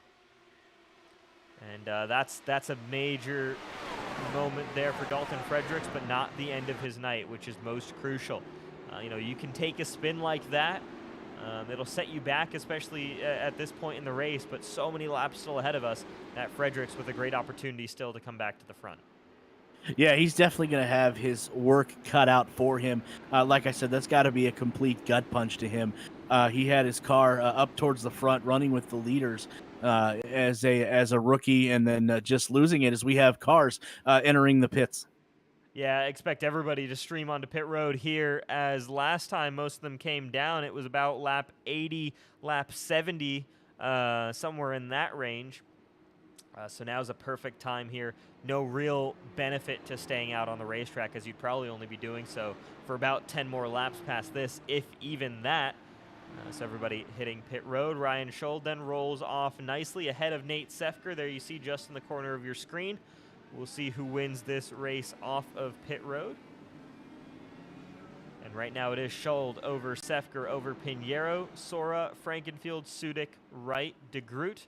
are going to be your top 8 exiting there. And you see there what these runs have looked like so far for these drivers. And we see 48 as a long for Adriana Pinheiro. We obviously, again, had some cautions in there, but this is just putting a picture in our minds of what we can potentially expect to see in terms of actual laps run if we do get a full green flag run here. Though we still have had some cut short by cautions. Pinheiro's even, I think he was out on the racetrack still when the caution came out, forcing him to come down pit road, even though I'd imagine he was getting pretty close at that point. Yeah, going to be interesting to see as the data shows us about 48 laps. That depending on how many cautions we have, could be more, could be less. But now we're looking at about lap 160 before we need to come back in again, depending on how the cautions play out. And looking at the leaderboard, we've seen and we talked about. The number 15 car found his way to the back of the pack. He had a lot of work to do, and now he has worked himself to P5. And then also, too, someone else that spun out early in the race, the number 50 car, is back right outside the top 10 in P11. Yeah, for sure. RC Anderson, we thought there might have been some kind of race-ending damage on that car, but clearly not. Back in the picture here now. And we'll see. He's quick. He'll get the lap time certainly in, as I'm sure you'd expect from an actual IndyCar racer. But of course the question is always going to be, are there lingering issues with that 50 car, and two, if he can keep it on the track once again. Yeah, absolutely. Definitely going to be worth monitoring here as we are in caution number 7 at lap 112 of 250, and just taking a look at the leaderboard. Some of the names that have been strong all day. The number 21 car, number 56, Presley Sora back up there. He had a lot of work to do earlier in the race as well. And again, the number 15 car, Chad Frankenfield, has had to work his way from the back up to the front to P5. Yes, sir, and with the pace car peeling off this time by, we're getting ready to head back to green flag racing in just one lap. Ryan Schold, Nate Sefker, Adriano Pinheiro, Presley Sora. Chris Wright now inherits the lead rookie position in the 7th spot. Chris Wright, a veteran of the Cup Series. I say veteran, though. He didn't actually race too many races there in the Cup Series, but obviously in his rookie season made the championship 4 and aimed to race for a championship. Obviously making it that far, had a fantastic deal there. Has now joined us in the Elite Racing Network booths, but taking to the racetrack tonight for his first IndyCar race. Chris Wright putting on a show right now. Kind of a familiar landscape for him, at least out on an oval like Michigan. Again, like we've mentioned, though, the IndyCar, a very different beast to that next-gen Cup car. Yeah, absolutely. But, it may show that Chris is a rookie. But like you said, running the Cup Series here on Michigan. So he does have a little bit of an experience factor. But, obviously can't agree more that the differences between a Cup car and IndyCar is kind of like comparing apples and oranges. It really is, but clearly there are transferable skills there, as we're seeing from Chris Wright, as he's, again, putting on a great drive so far. We'll continue to follow his progress. Watch Nick DeGroot behind him as well, that 89 car. As long as I think DeGroot is inside the top 10, he's still a contender for the win in my eyes, because he reserves a lot of pace for the end of the race, and he reserves a lot of aggression for the end of the race, and he's always smart with his moves. So again, keep an eye out on 89 Nick DeGroot. But we're getting back to green flag racing here at Michigan. Lap 114 for Ryan Schold. Still not quite at that halfway point in this one. But I've always found that second half tends to go a little bit quicker here. But Schold, Sefker, Pinheiro, Sora, Frankenfield, all heading off of turn number 2. And now Sefker looking to the inside for a shot at the lead. As we come down into the turn there, Sefker does take the lead. Again, another lead change. Going to be interesting to see at the end of the race those stats. But what a competitive race we've had through 114 laps, and still there's a handful of cars I think that have a shot at taking this first race of the season. Oh, for sure. I think it's pretty much completely open to anybody on the lead lap, and maybe even to those guys who are still just one lap down in terms of whether or not you've got a shot to win this race. Sora back to the front briefly, but Schold just loves to be up front. Nobody in front of him, no dirty air to deal with. Ryan Schold continues to lead laps here at this point in this race. Though side by side with Sora across the line, I honestly could not tell you who crossed the line there first that time by. But here we go, fanned out 3 wide into turn number 1. That outside lane for Sefker not quite working out the way he was hoping through the corner, but does it give him the run down the back straightaway? Once again, not quite, because Schold with the run on Presley Sora for the lead, and Frankenfield is now going to look all the way to the bottom of the racetrack. They fan out 4 wide. Frankenfield, could he slide all the way up to the lead? Not quite on Schold. But there you go, the 15 very much back in contention here once again. Oh yeah, absolutely, and I think Chad knows it, and we see it up here. That bottom line, I think he's going to need to find a way for his car to stick those 2 tires down there, because I think that's going to be the line that he's going to want to run on this run. Here he goes again to the inside of Ryan Schold, and this time I think he's going to make it stick. He slides up in front of the 4 car. Pass for the lead for Chad Frankenfield, back to a familiar position. Can he hold it, though? No, probably not, because he's got Schold and Sora both to his inside. But look at this great 4-way battle as 2 more cars now join the party. Adriana Pinheiro there looks to the top side. Chris Wright now looks to the bottom. And you've got 6 cars. It almost there for a brief moment looked like we had 3 cars in a line, followed by 3 cars in a line heading into turn number 1. And here we go again, 4 wide. Great battling going on all throughout the field, but especially up front here right now. Yeah, absolutely. What competitiveness that we have in the top 4s. We thought we had a little bit of a touch there, but we continue on, and in the lead, one person can't hold the lead, but still a lot of cars that are in contention, and we see the highest rookie, Chris Wright, in P7. Absolutely, Chris Wright actually dropping a couple of spots there off of turn number 2. Might have had a bobble there as he now sits, like you said, back in P7, was up inside kind of the inside that lead group a little bit here. He's dropped a little bit of time to these guys, but very easy to recover that as Frankenfield now to the middle, Pinheiro to the bottom, Schold a little bit higher up, but it's still Frankenfield, Schold, Sora now. Pinheiro slots in ahead of Sefker, but there's defensive moves, there's attacking moves going on all the way down this straightaway as Schold takes back over the lead. Yeah, what an exciting race! Back and forth lead changes, and the more experienced drivers, the cream, is starting to rise to the top a little bit. Watch to the inside of the racetrack there. You'll start to see the tire of Chad Frankenfield in the 15 takes over the lead, and we now watch as Schold makes the adjustment he needs to. High entry, low off the exit to get that straight line run, and here you go. You've got the draft, you've got the support to the inside of Frankenfield, and Scold's going to take it back over on the inside, and this is what just 1 lap around Michigan looks like for these drivers. They're doing this 250 times, and you can see just having to make minor adjustments to the steering wheel there all throughout the corner for Ryan Schold. So much still going on in the driver's seat for these guys. Thinking about it, there you go, the 15 back on Vine. We can see quite a bit of this shuffling here for the coming laps.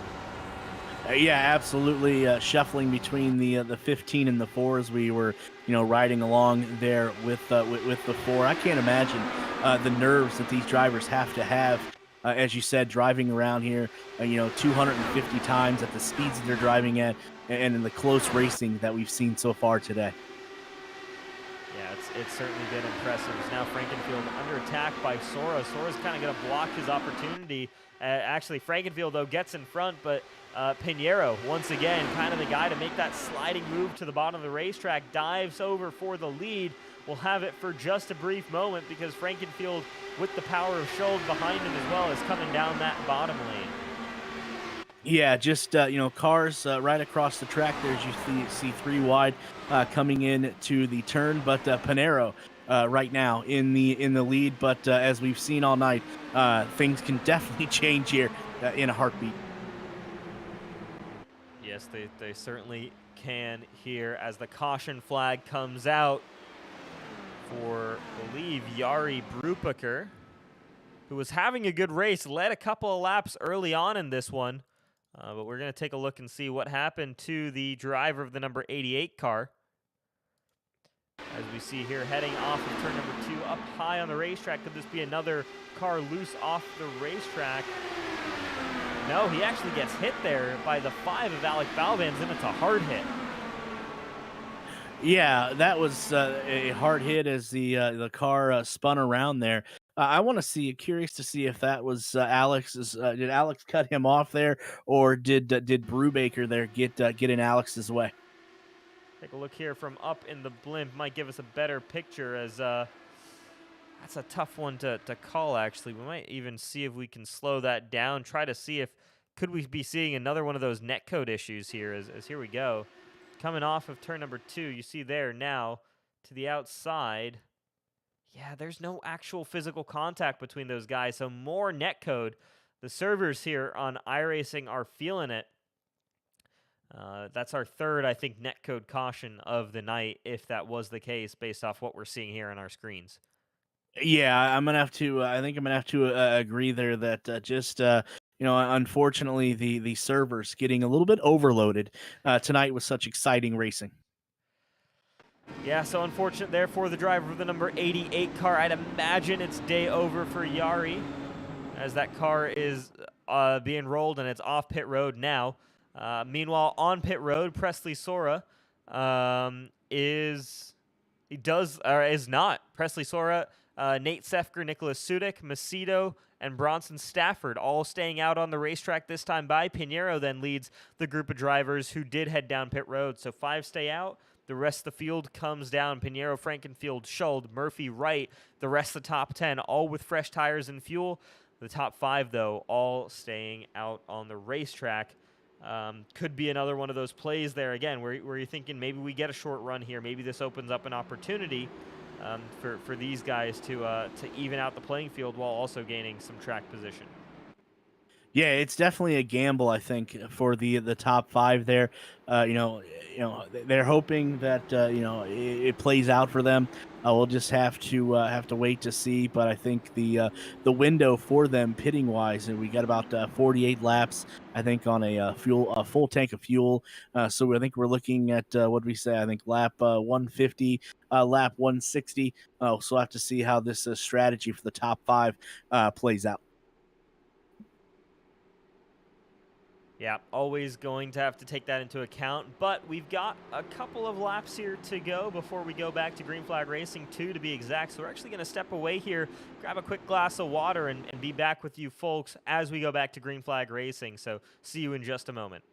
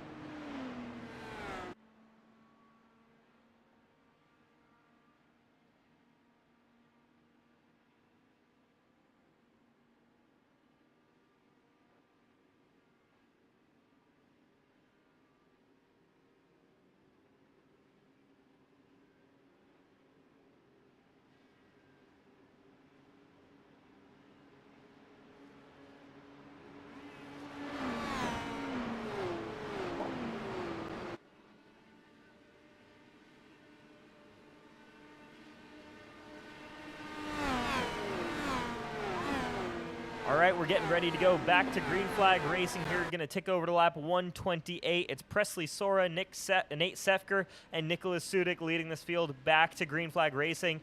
Eric Macedo, Bronson Stafford, the two rookies in 4th and 5th, also on this slightly off-strategy decision.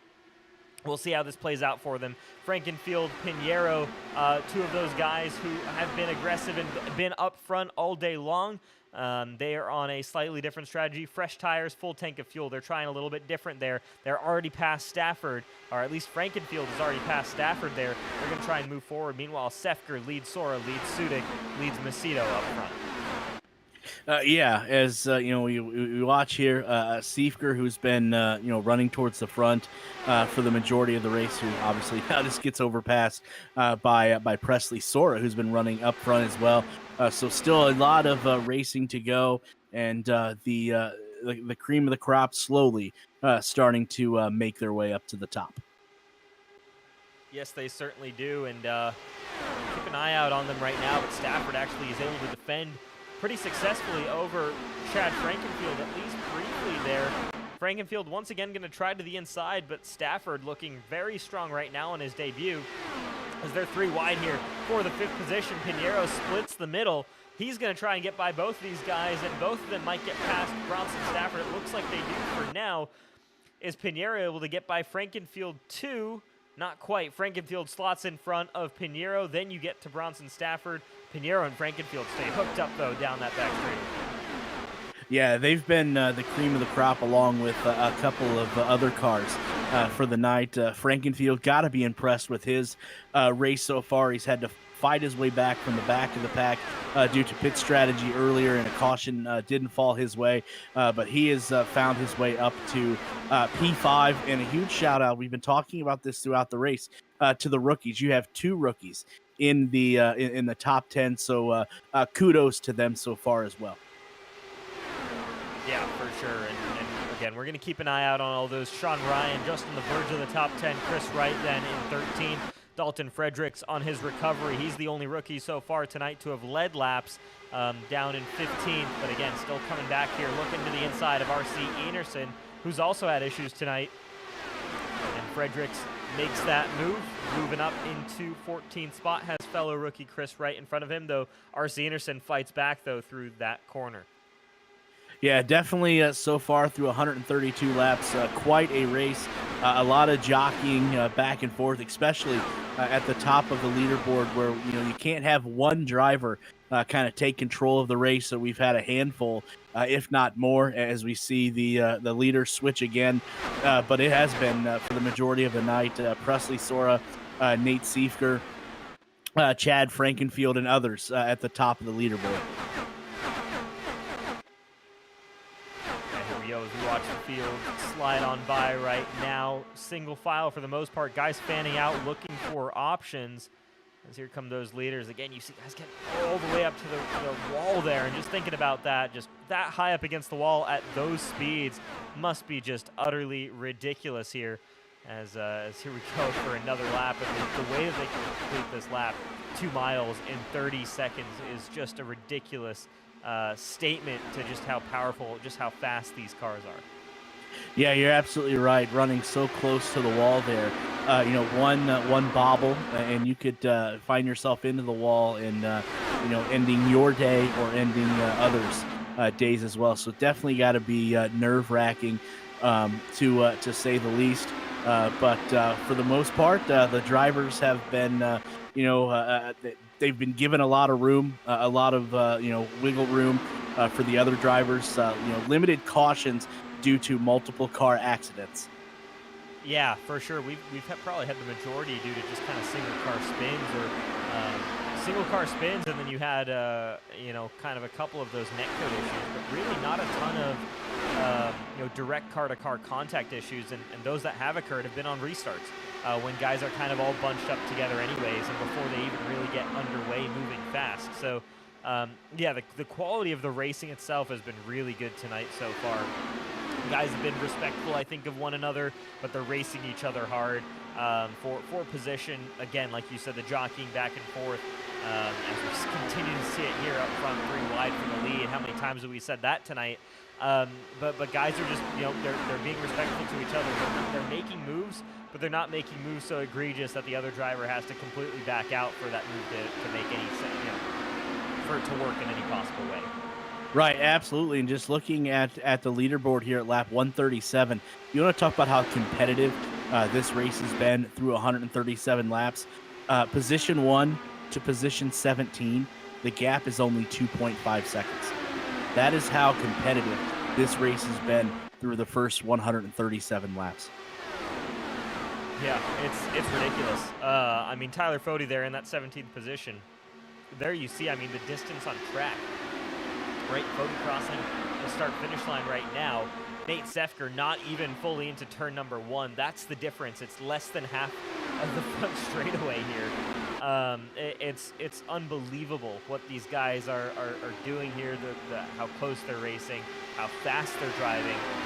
And there you see 3 wide. Frankenfield to the inside. Sefker in the middle. Sora up top, fighting it out for this lead. And it starts to beg the question now: how do you attack the end of the race? What position do you feel most comfortable in as you cross the finish line on lap 249? As you cross that start-finish line, lap 249, I mean, where do you want to be on the racetrack? Do you want to be, where Nicholas Sudik is right now and get a massive run down the back straightaway? Do you want to be where these leaders are? That's all running through these drivers' minds right now as they're running through these laps.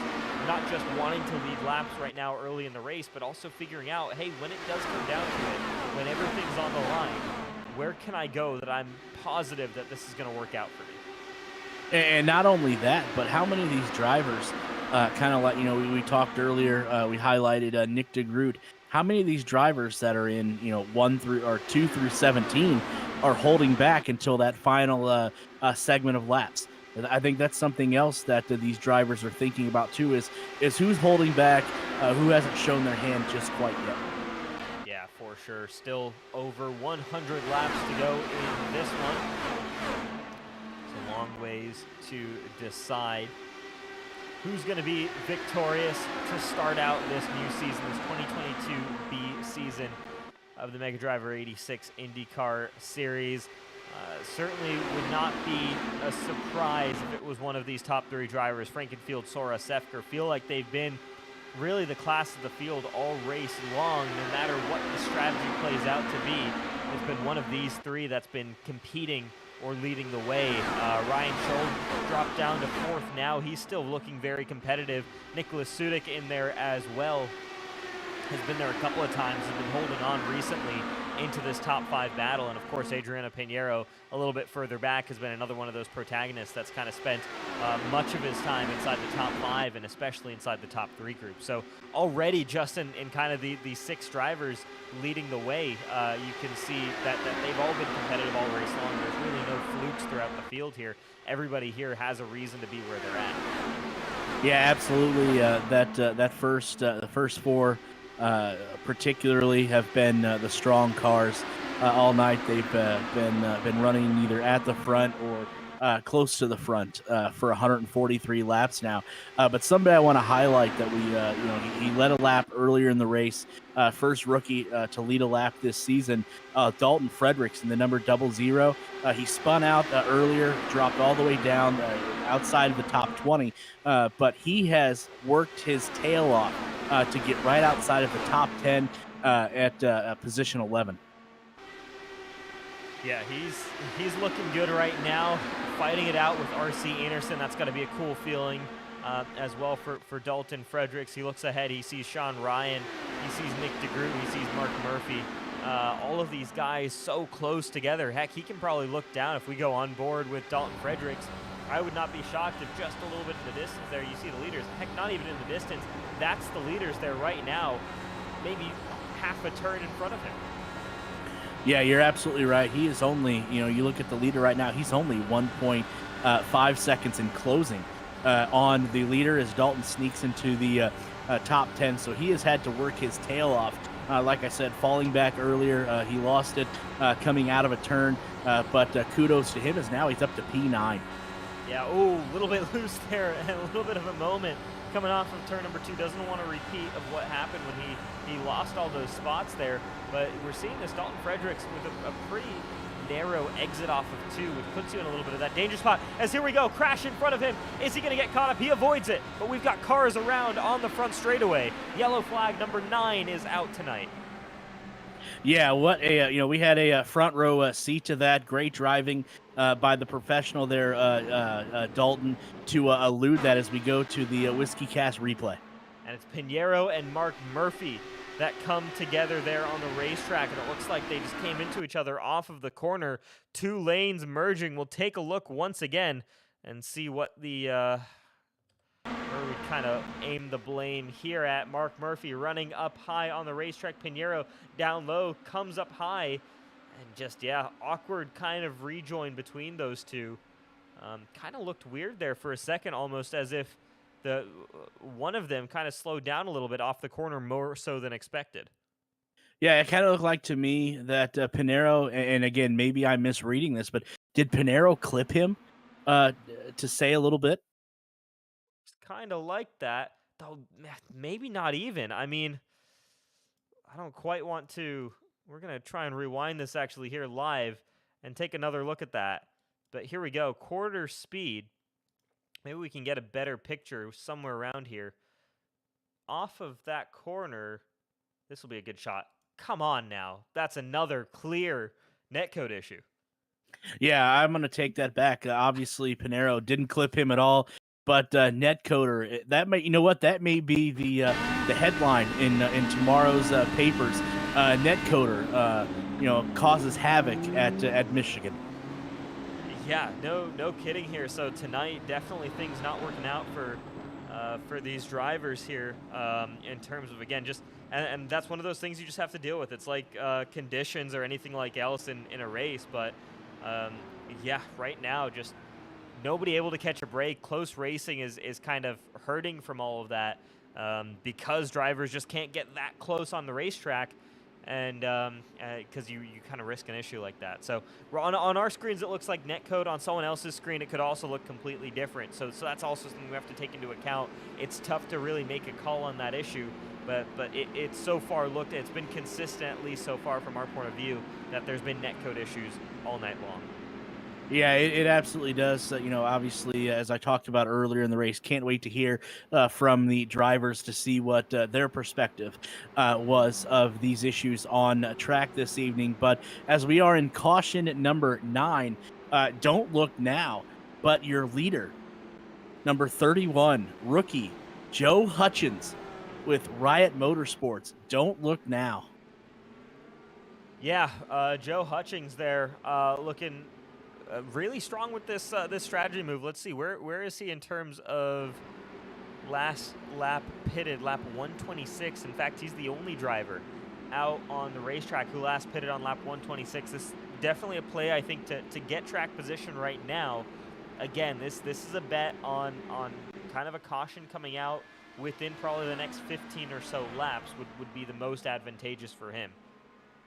Yeah, I can't imagine how elated that crew would be if Joe can keep it P1 for the next few laps and then get the 10th caution of the night. I know we don't want to see that. Obviously, the fans don't want to see that. But the only person at the Michigan Super Speedway that wants to see that right now is Joe Hutchins.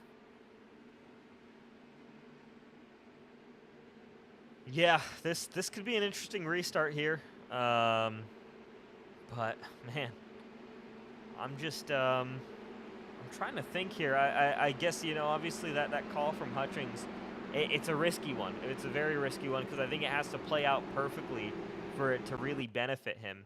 But obviously, if it does, it'll be a huge benefit. But man, it's just a tough call. And right now, again, you're making plays, maybe not thinking about it. This could also be a play thinking about lap 250 instead of thinking about lap 175, right? That could be maybe where Joe Hutchings' mind is at here, as pace car is going to peel off and might actually be joined by Joe Hutchings here as he dives onto pit road too. So actually a different call there. Hutchings says, hey, we're going back to green flag racing effectively on iRacing. I'm going to use this opportunity here, grab a fresh set of tires, fresh tank of fuel, and honestly get a bit of an advantage over the rest of the field. Yeah, that's what he's doing. So we kind of maybe jump the gun on that a little bit, but as he pulls off into the pits, that puts again leader Chad Frankenfield into the lead with 101 laps to go. Yes, if you can believe that, 101 laps to go. And just looking down the field, we've touched on Dalton Fredericks and the race that he has had. He's up to P8, P9, and P10, all rookies. And then earlier in the race, we thought the 50 car was going to find its way out due to the damage that he suffered earlier in the race, but he's clawed his way back to position 11. Yeah, we'll keep an eye out on RC here. Been slow moving since he kind of broke the top 15, but again, every position is going to matter, and he could be another one of those guys like we talked about, like maybe taking it slow this time. Took it a little bit too quickly early on in the race, had that issue, and is now thinking, all right, let's just survive this. Watch his guys maybe make mistakes in front of me and capitalize on that. Yeah, have to wait and see as we have exactly 100 laps to go, and we are back underway. Yeah, back underway racing here. Nate Sefker, Chad Frankenfield, Presley, Sora. Sora looks to the inside. Frankenfield in the middle into turn number 3 again. How many times have we seen this? And here we go. Great racing between these 3, and it's going to be Sora off of turn number 4 with the brief advantage before Frankenfield shoots a nose ahead. Sefker looks for any place where he can go, and now Ryan Schultz very much back in the mix up top. Yeah, absolutely. What a competitive race as we tick under 100 laps to go. Frankenfield, Sora, Sefker have been the head of the class tonight. Very impressed with all 3 of those, but it still begs the question: what car, what driver back there from position 4 to all the way down to position 16 is holding back? Hasn't shown all their cards yet. We're going to see that here soon. Yeah, another one that I look at is, kind of on the recovery drive as well, Tyler Fody. The cause of that first caution of the night with contact with RC Anderson. We see them together on the racetrack here right now. RC just in front of Fody. But, Tyler Fody in the Cup Series is another one of those guys who's well regarded for his ability when we talk about long distance races. It's, he has a way of saving fuel, saving tires in such a way where he can really come on strong late in races. And again, another one of those guys who can really capitalize on other drivers' mistakes, to add on to also being ridiculously quick in the race car as well. So I wouldn't count out Tyler Fody, and obviously he's down in 12th position right now. He has a long way forward still to look, but so many of these drivers can still be in this race at this point. Yeah, I absolutely can't count out everybody from position 1 to 19, as the gap from position 19 to the top of the field is only 2.2 seconds. So a handful of cars, 19 or so to be exact, still in contention at lap 154.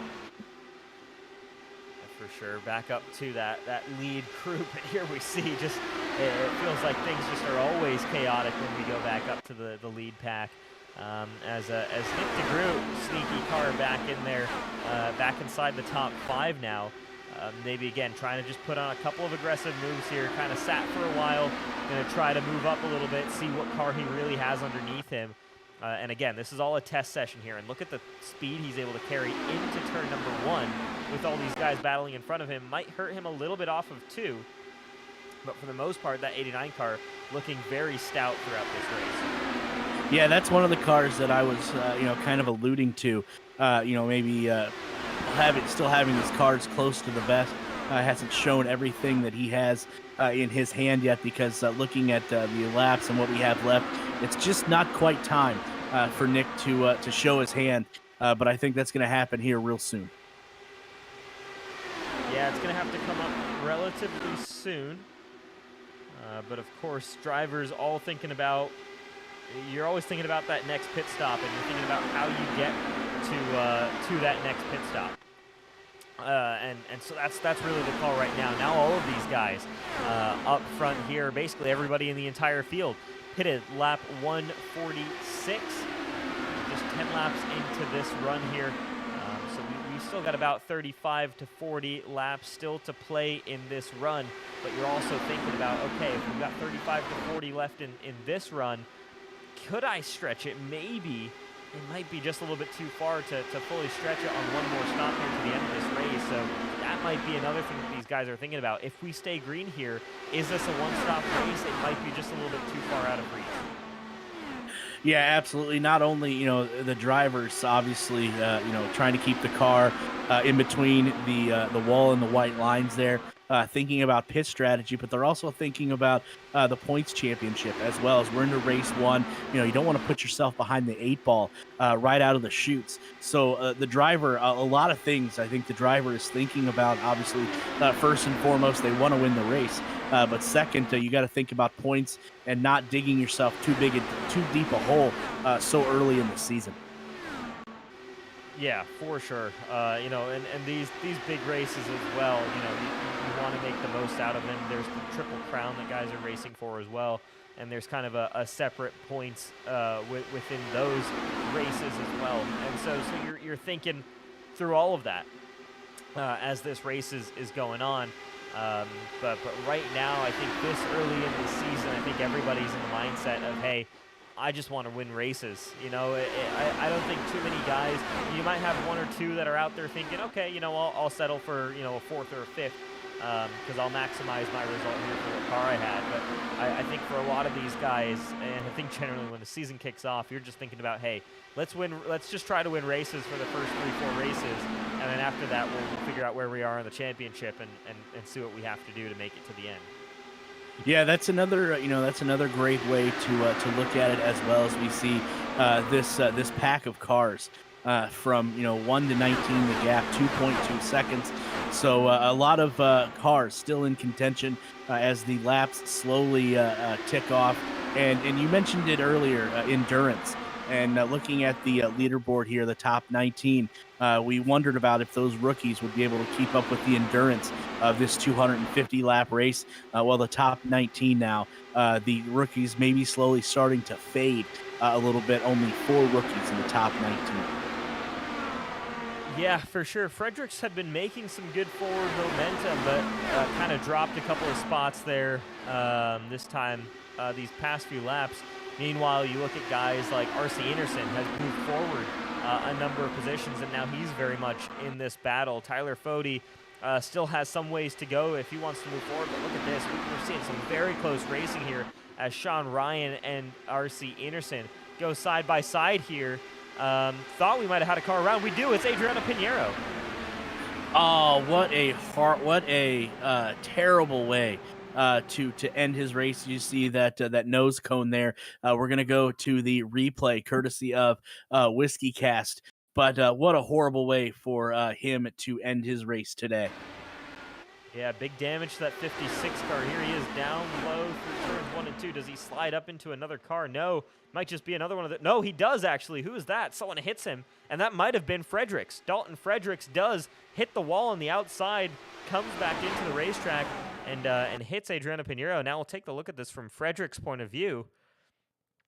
Yeah, I'd like to take a look at that because it was Fredericks the one. It does look like he clipped him, and that's what sent Pinheiro down to the inner wall there. So there you see Fredericks off the outside wall. He does, yeah.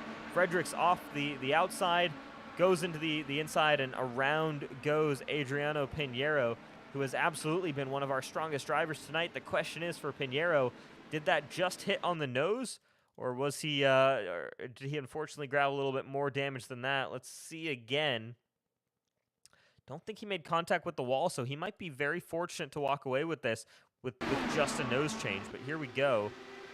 Here you see, there's the contact, and there basically just slides across the front nose cone of the 56. So flat-spotted tires and a broken nose, but Pinheiro might be able to head back out here with effectively the same race car. Yeah, he's gonna have to go into the pits obviously and get some changes here with a handful of laps left. Get out there and at least retain some points. But him winning the race today, that could be out of the question. Yeah, it certainly could be, though. sure here. We'll see, I guess, how long he spends on pit road. If it's more than about, I'd probably say 15 seconds. If it's more than that, then there might be some more significant underlying damage for Pinheiro. But if he's able to do it in less than that, and Pinheiro does come out in, let's take a look here, 13.8. So that was just 4 tires, fuel, and a new nose cone. There's no major other damage on that 56 car. So that car, in theory, is going to drive good as new. Yeah, it's going to be interesting to see. He's definitely going to have to pick his way through this field at lap 164. But we've seen other drivers do this tonight as well. So obviously not out of the question. But you know, he's got his work cut out for him, to say the least. Yeah, he's lost all that track position. He's got work to do there, especially for a guy who's spent basically the entire race driving up towards the top of the order. But as we have drivers cycling through, most of them come down pit road. Eric Macedo, another rookie there, taking a chance on staying out on the racetrack.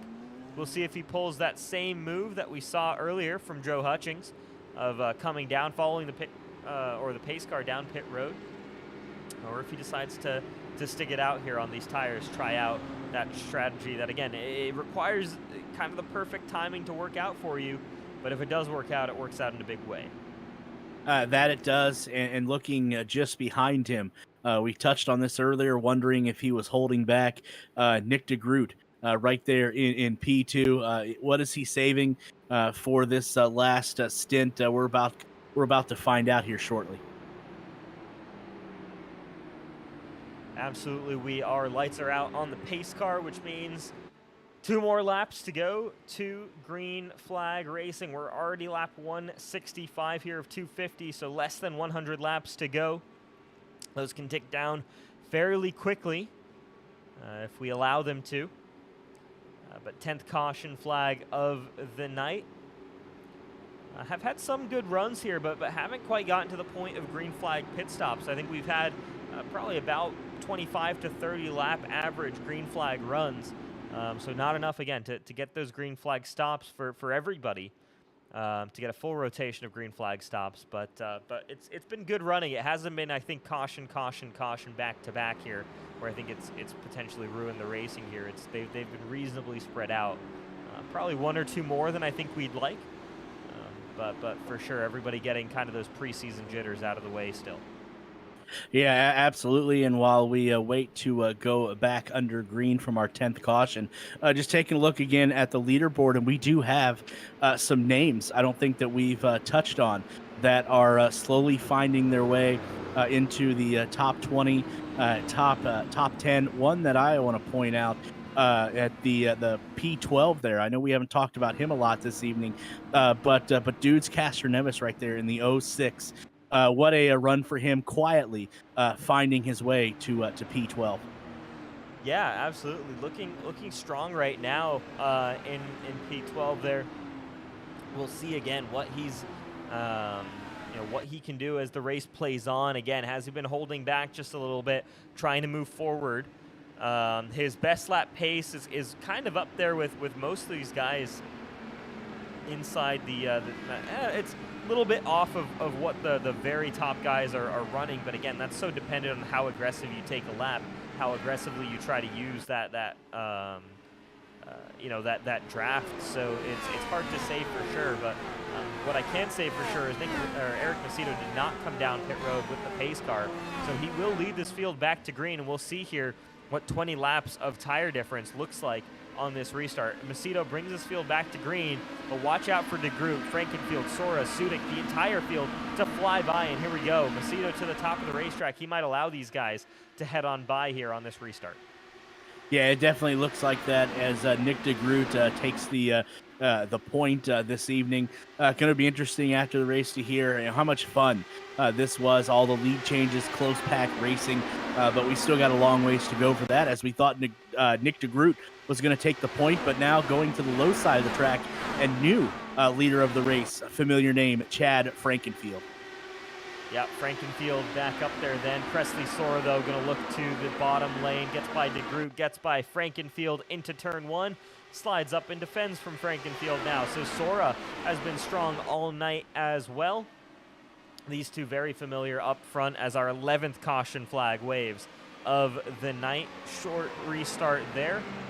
Once again, we'll head to the Whiskey Cast replay. Yeah, curious to see what brought out this 11th caution of the evening. Absolutely, and here we go. Back to our replay. We're going to be watching the 57 of Chris Wright, and we actually see the 14 car up on the wall. Bit of a loose moment there, and a lot going on there on the front straightaway.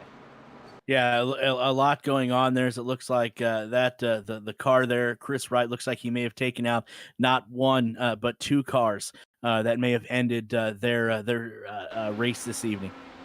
Here's the 57 of Chris Wright, but it looks like the 14, a little bit further up of Eric Troiano, hits the wall. Troiano then collects, I think that's the 9 car. Is it? Oh, that might be the... Oh, shoot. It's always hard to tell sometimes who exactly that is. Thought it might have been the... Always tough to see. There we see Chris Wright around. Big damage to the 57. Troiano, of course, damage on that car as well. Joe Hutchings, I think, just avoids that. And it's actually Atsushi Kanata, that we haven't talked about much there, but involved in this most recent caution here. Yeah, so those two cars getting collected, it may be tough to make those repairs and get out with the handful of laps or so that we have left. But checking it out here, looks like just got a little loose, and unfortunately sent one car into the wall, and then it looks like here, as we see, as he shoots down to the bottom of the track there, they touch and sends another car spinning across the finish line as well. So it may be tough for all three of these cars, really, to get back in to today's event. I was gonna say I might imagine it's day over for all three there. I'll take a quick look here, but and I guess we must have avoided it or missed it at some point. But Dalton Fredericks also, who was having such a great run out of this race too. But yeah, Troiano, Kanata, and Chris Wright all out of this one. Dalton Fredericks out of the race as well, and our DNF count continues to rise here. As we started this race with 33 drivers, currently just 20 drivers still running. So the attrition's starting to kick in. Yeah, absolutely. And what a heartbreaking end for Dalton Fredericks. What a race he was having, working his way, weaving his way in and out of the field. He was up in the lead for a short moment in time. Thought he'd have a strong finish, but unfortunately, today is just not going to be his day. No, it's not, but surely a lot learned and a lot to look forward to from him this coming season. Here, caution number 11 lights out on the pace car, 2 laps to go. We're once again going to step away then for just a brief moment, bring you guys back to the action as we go back to green flag racing.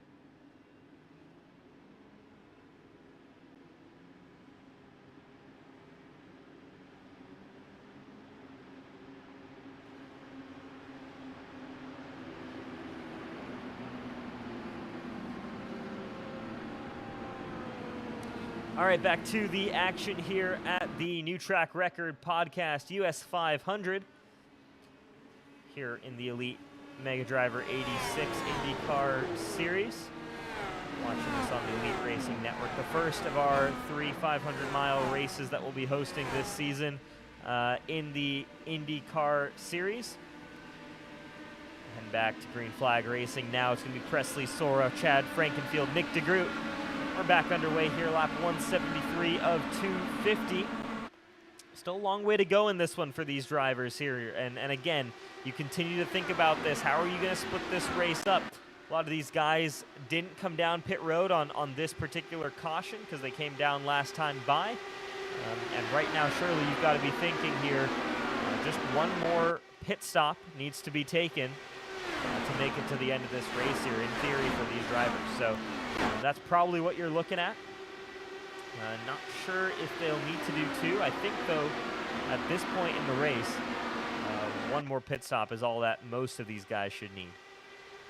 Yeah, and just thinking about if you're just tuning in, as you mentioned in the last break there, this race has been a war of attrition.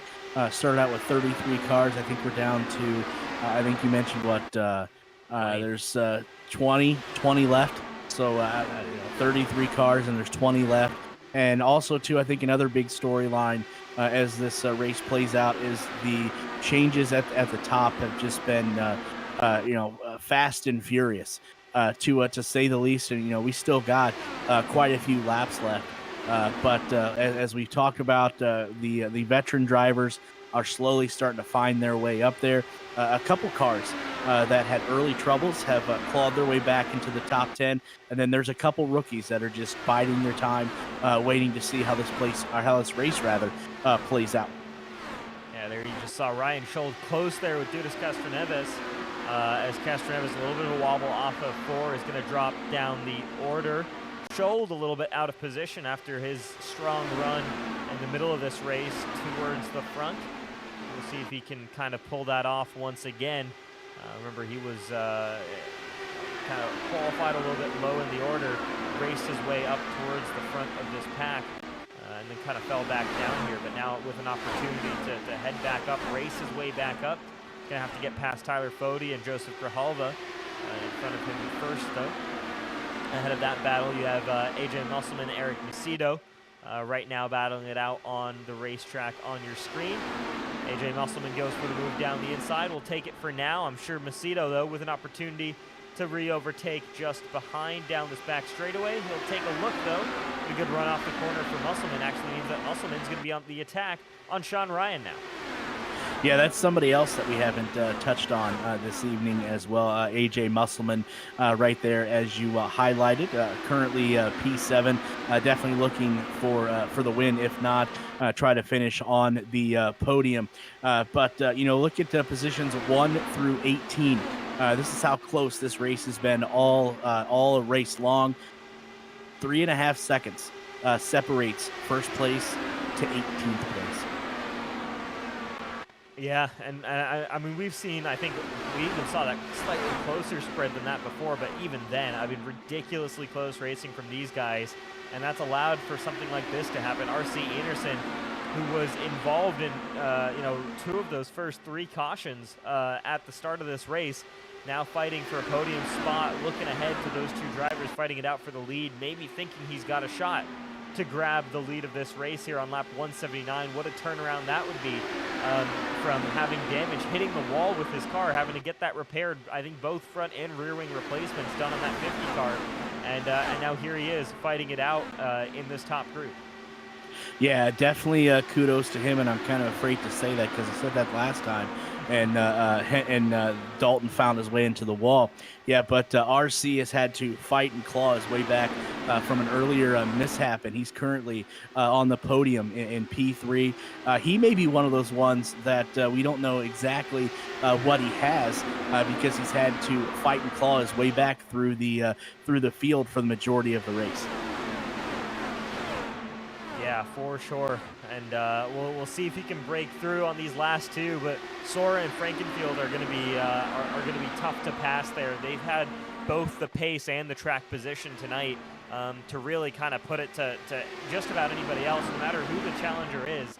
These two are always up there defending the positions, and now with Pinheiro kind of out of the picture, at least for now, though again, we'll follow his progress in the later half of this race. Without Pinheiro in there, they're kind of the last two of these kind of really top guys that just haven't left the top of the kind of the front pack of this race here. And here we go back to Adriano Pinheiro right now in the 14th spot. Remember, just 20 cars running on the racetrack. Pinheiro, again, has some work to do, going to run side by side, and that's Checkered going back past Pinheiro. Yep. Yeah, he definitely has his work cut out for him as the laps are ticking off one by one. But he's right there with everyone else. The gap from P15 to the front is only 2 seconds. So, you know, I counted him out, and I may have to maybe eat a little bit of crow as Pinheiro is on the move at P15 at lap 183. An issue for driver of the number 89, Nick DeGroot. Some crazy stuff's going on there. Looked like major damage, but that just might be internet issues right now for the 89 car as he's back out onto the racetrack, but dropped a number of positions in the process. 89 car still looks to be fully assembled there after that brief scare. And internet seems to have stabilized there for the driver number 89 too. So he's back out on the racetrack, but that could hurt his chances, especially with how solid he's been all night. Yeah, absolutely. He was running up there in the top 5, and I seen the same thing that you pointed out there. That's got to hurt him, pushing him all the way back to P8. You got to believe he was comfortable where he was at in the top 5, but now he's got to work his way back like a lot of these drivers have had to do this evening. Yes, he will. So keep an eye out there. Now down in the 8th position. Meanwhile, up front, it still continues as Sora Frankenfield. Then a bit of a gap to Anderson and Musselman. Working his way forward continuously. He's passed Mark Murphy. He's passed Tyler Fody, both who've been involved in incidents of their own earlier in this race. Musselman looking strong right now and looking very racy. Trying to get to the inside of RC Anderson. Yeah, he absolutely is. That's somebody that, you know, we haven't said a whole lot about. He snuck up on the field tonight. Currently P4. You know, I'm sure he's hoping that he can keep that there, keep it in the top 5 as we ride along with him. And you can see he is not that far from being a new leader of this race. Yeah, it's going to be just how aggressive does he want to be here, making moves. And just how difficult it is, I think, as you get further towards the top, as you see there, has to lift a little bit through 3 just to get the rotation of the car. So struggling a little bit, and that opens the door now for Mark Murphy on the outside to take over that 4th spot. Yeah, that's somebody else that was on a different strategy earlier in the race, was up towards the front, and now Murphy contending in the P3 position, looking for more.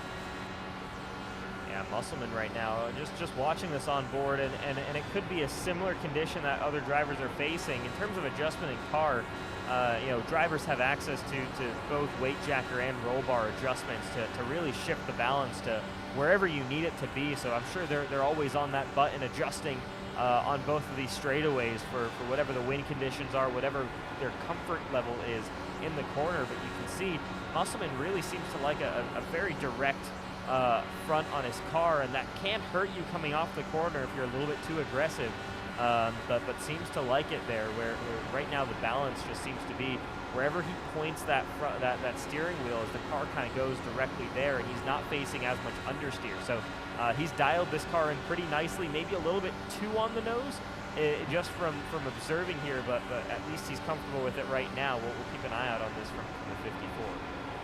Yeah, he definitely looks like he's comfortable. The car is doing exactly what he wants it to do, and it looks like he may have a little bit of work to do as he's lost a couple spots there to P6. Somebody you want to highlight exactly, your thoughts exactly right there. Had trouble early in the race there. Car 40, he has fought and clawed his way back to currently P4.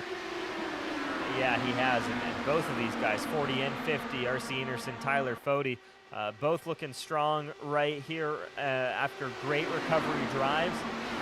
question is, do they have enough in their cars? Do they have enough within themselves to break through? Not just obviously recovery to third and fourth would be exceptional. Third and fifth would be exceptional. But they see the race lead right there in front of them, and surely that's got to be in their minds, thinking, hey, what a race it would be if I was out for the count, first lap caution, and all of a sudden crossing the line for victory. Tyler Fody and R.C. Anderson, both victorious here in the past in this INDYCAR Series. I believe Fody was at Phoenix Raceway a few seasons back. There at the short oval. R.C. Anderson has a number of victories to his name. It looks like there may be a problem with the number 89 car, Nick DeGroot. He has dropped 10 spots in a matter of seconds. Curious to see what is going on with him, but he has dropped here in the last few laps. Yeah, likely another internet issue for Nick DeGroot here. We're going to take a look at that most recent lap, 35.6. And based off the fact that there isn't much damage, my assumption there with DeGroot, we saw that happen the first time where he dropped about 5 or 6 positions, dropped another couple of spots there, and with internet issues, iRacing kind of makes your car go at a certain pace, but obviously it's not going to be quite as quickly as you'd want it to go when you do have internet connection issues. So that's hindering DeGroot right now.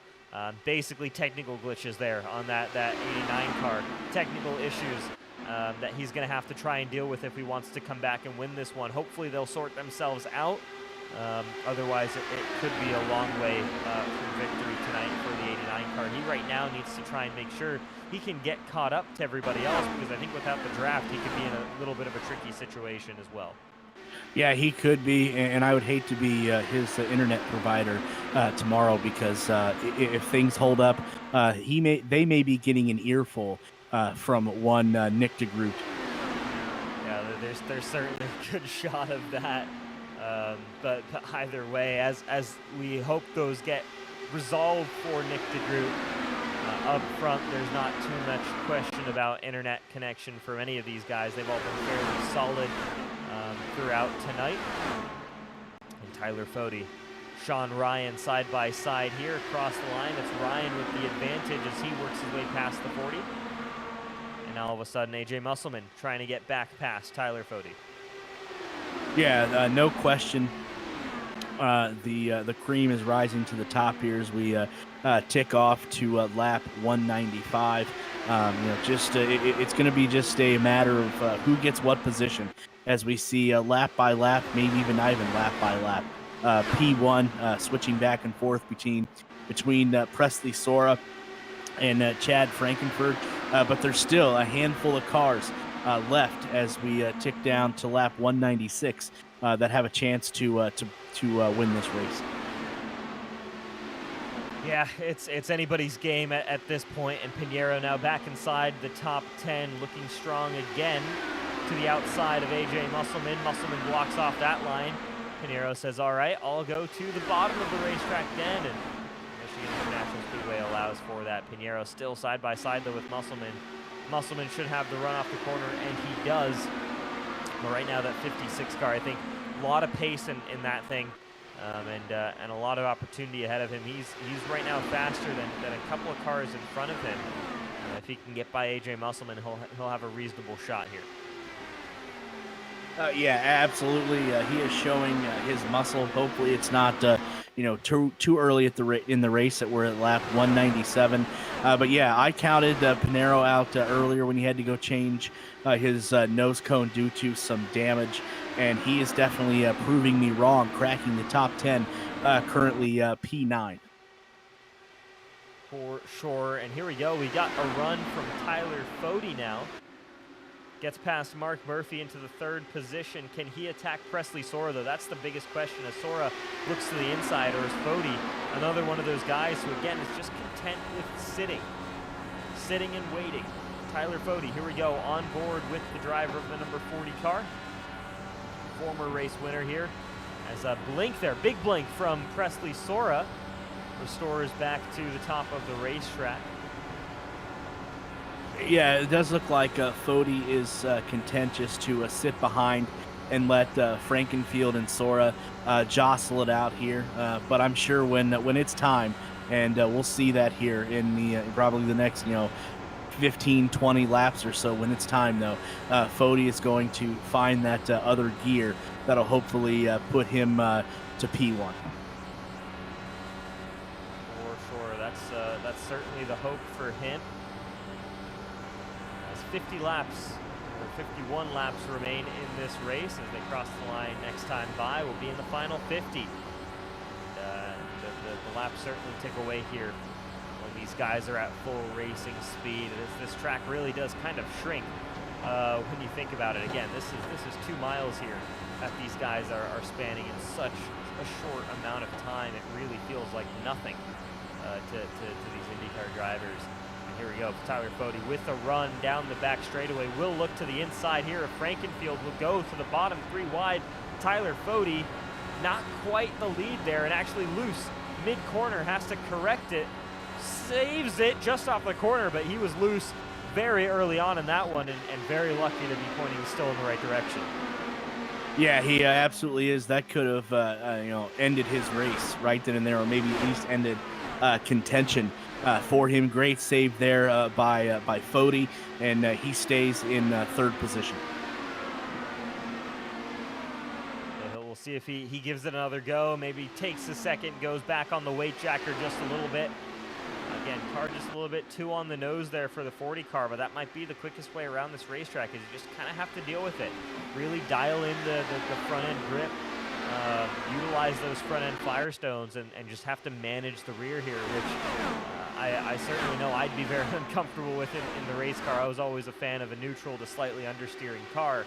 But man, oh man, it's especially on a big oval like this, these guys are really on it. You've got to be just paying attention to that steering wheel at all times, and just feeling out the rear. Have a really good feel for the rear tires here, because they could go any second on you.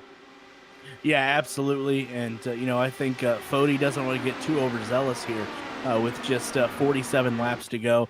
If I was him, and again, I've never been in this position, but if I was him, I'd just sit back, let Frankenford and Sora kind of sort this thing out, and maybe one of them make a mistake. And if they make a mistake and it doesn't collect you as well, that's the time.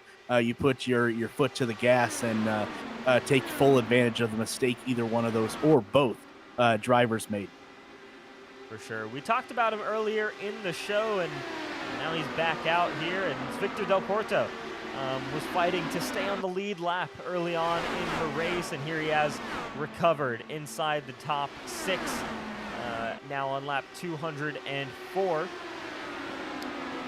what a run that Del Porto's been having. Again, one of those guys who's just consistently reliable on the racetrack, as we have some cars down on pit road. Castroneves, Ryan, Schuld, all hitting pit road here, and about what we expected to see. Ooh, as 06 car there, Deuce Castroneves misses his pit box. That's going to be interesting. What an interesting strategy for these three with just 44 laps to go. Is this strategy going to play out as the leaders? I think they still need to come in one more time as well, if math serves me correctly. Absolutely, yeah. Everybody will still need to pit one more time, but I'd imagine those guys who just came down pit road are done for the day. And Presley Sora, one of those leaders, comes down pit road all on his own. Empty pit road, no chance for mistakes.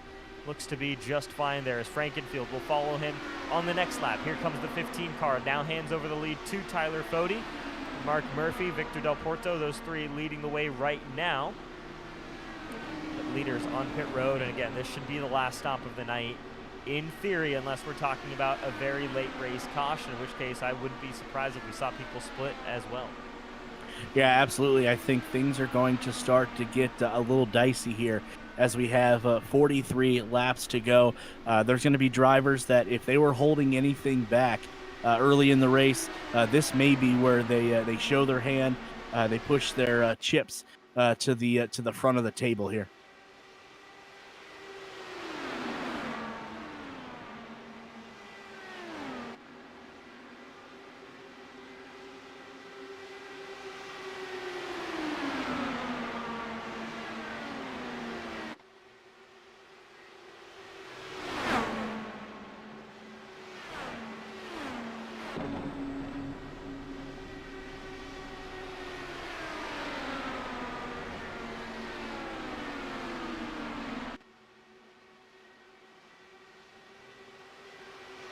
Hopefully I didn't lose you. I don't have any sound. Hopefully I didn't lose you.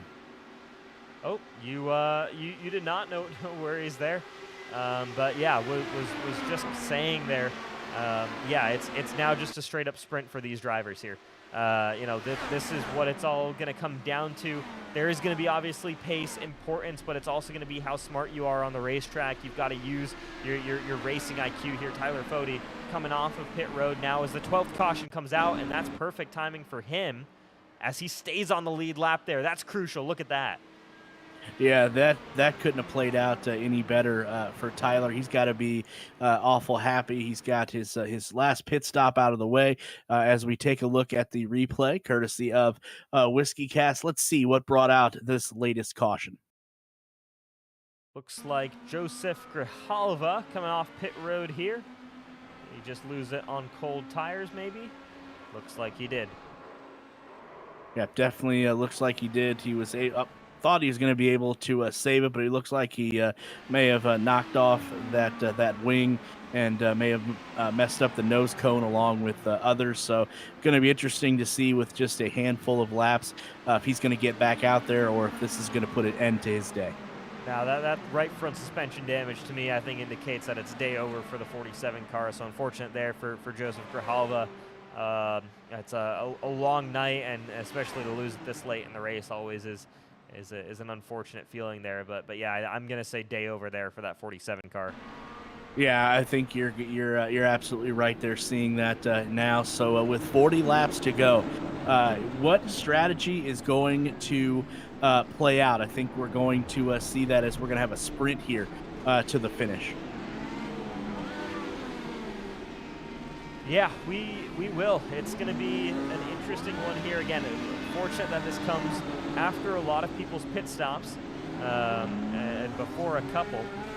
As actually Tyler Fode uses the opportunity, since he was on the lead lap, to come down, refuel as well. So it might have been tight on fuel for a lot of these guys, but yeah, back out they come, and now we should be totally in the clear to head back to green flag racing. Yeah, absolutely. The 12th caution of the night gives the drivers, gives the crews time to come down, top off with fuel. And as you said, this should be the last stop of the race, barring something really dramatic happening. And it's definitely going to be interesting to see what drivers now are all in here as we get closer and closer to the end of this 250 lap race.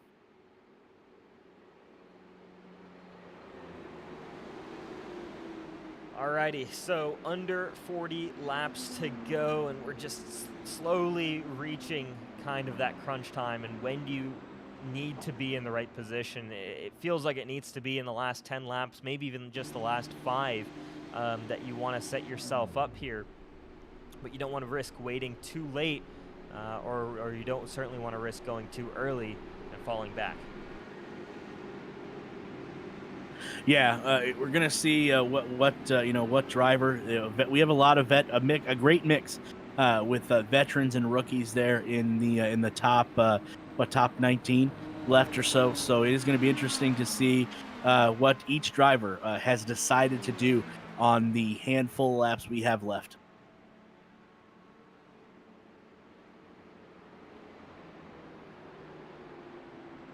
Alrighty then, lights out once again on the pace car. Pit stops are done. Mark Murphy will take over the lead from Victor Del Porto, AJ Musselman, so a new trio leading the way. Adriano Pinheiro then in 4th, and Bronson Stafford once again up into the 5th position. Did Stafford come down pit road? He did. I think everybody at this point is all on everybody at this point, they're all on the same pit strategy, all on the same fuel tire strategy here. Couple of guys, Fode went fuel only, so interesting to note that. That makes sense because he had just gotten tires before the caution came out. I think everybody else there, for the most part, went with tires. A couple of guys going through this last time by to top off.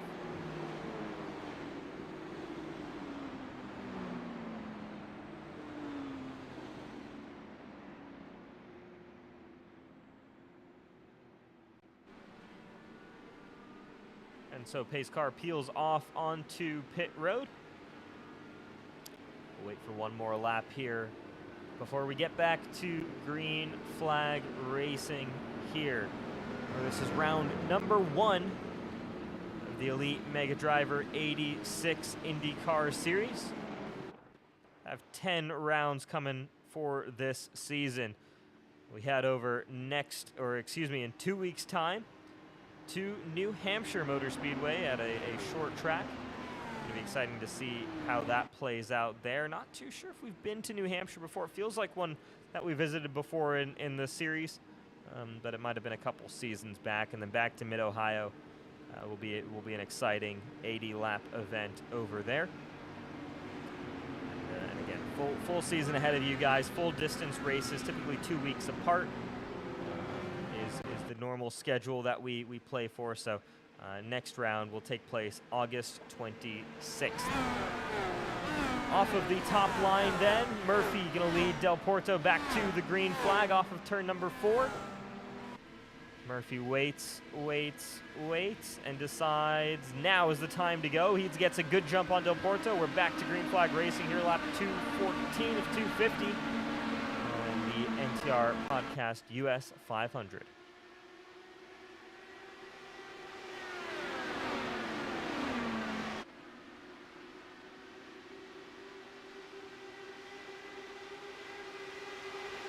Good start then from Mark Murphy. Remains Del Porto with the run. Musselman with the run on Del Porto. Can Musselman slide all the way through to the lead in 3 and 4? Not quite able to get there this time by. He'll slot in though ahead of the number 27. And now with a move opportunity here for the 54 to the inside of the 69 of Mark Murphy. And it's AJ Musselman to the lead on lap number 215.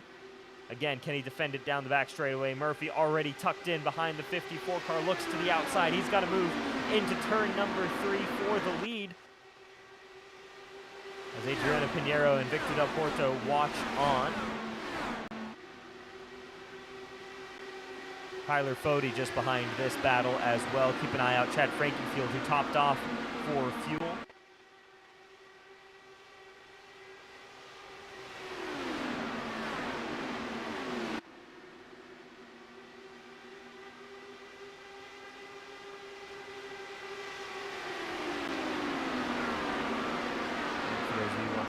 Some issues there for Derek in terms of technical issues with his microphone. We'll hopefully hear back from him in a short period, but in the meantime, we'll continue to follow the action here on the racetrack.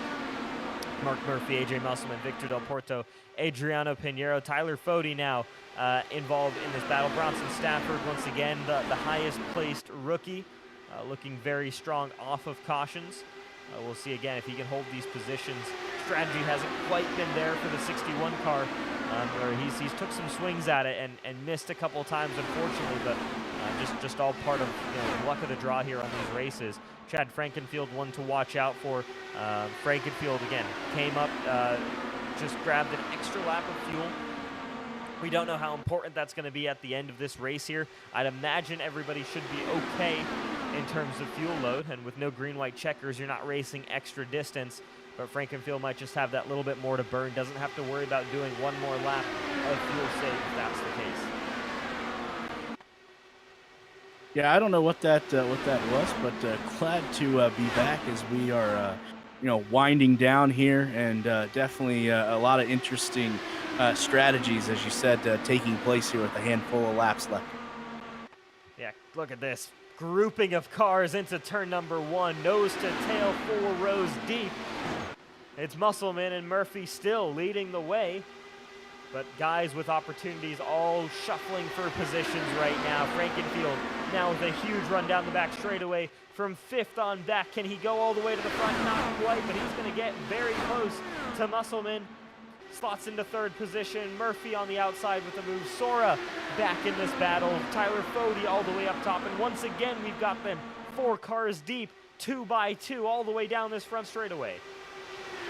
Yeah, what an exciting race, and these guys have kind of turned it up a notch a little bit as the laps begin to dwindle down. Just 30 left to go, and the action is starting to definitely heat up. Yeah, it is. It is starting to heat up. Guys are starting to feel, I think, the urgency of this race here. Again, laps winding down. You're starting to realize, hey, I'm not maybe in the position I want to be in towards the end of this race. As there you see a little bit of a slowdown for Pinheiro, who's now very much back in this fight. But Pinheiro drops a couple of spots. He went up to the lead, dropped back a little bit, and it's all about, again, when can you get the right momentum? You have to be smart at the end of this race. It's not all about just can you be fast, because you're never going to drive away from these guys. Yeah, and don't look now. New leader who I wrote off earlier in the race, Adriano Pinheiro, was just at the P1, but now bounced back to P4. He is in full contention as well.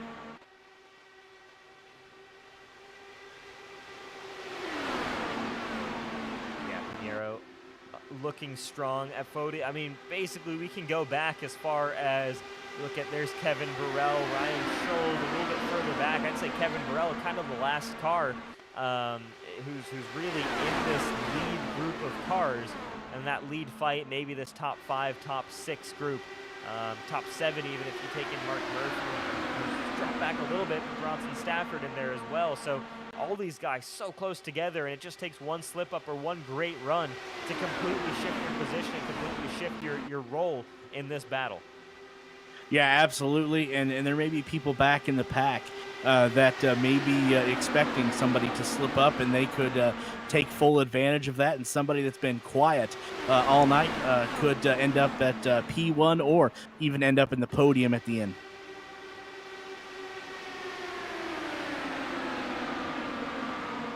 Here we go. Look to the inside for Sora onto Frankenfield.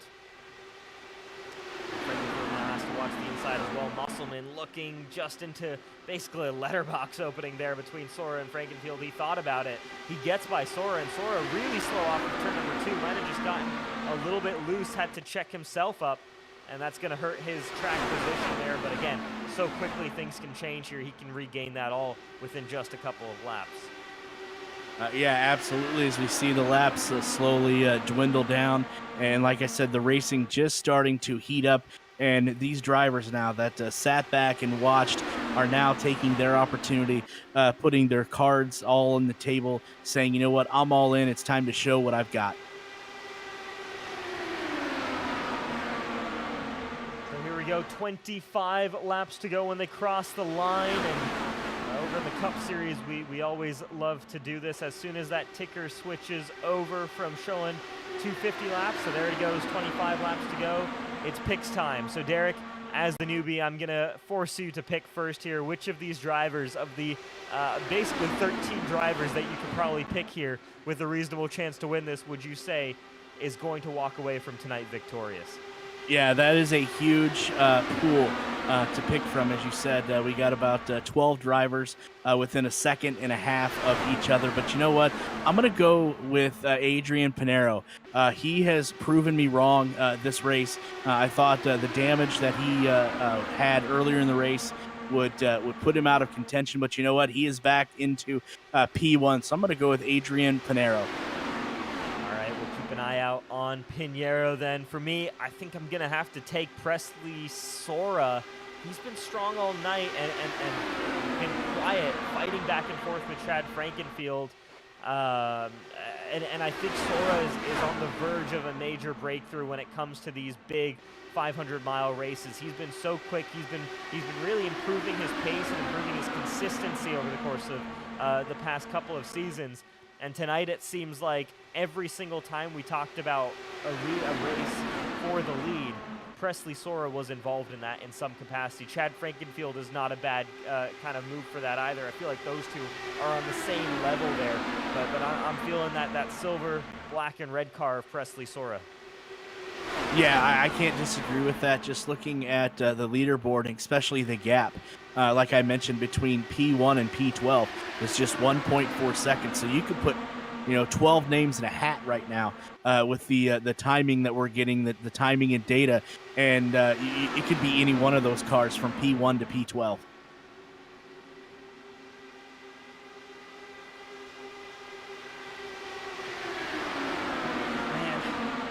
it's so hard. Yeah, it's so hard to call any of this in terms of who might win this one, just because it's so jumbled.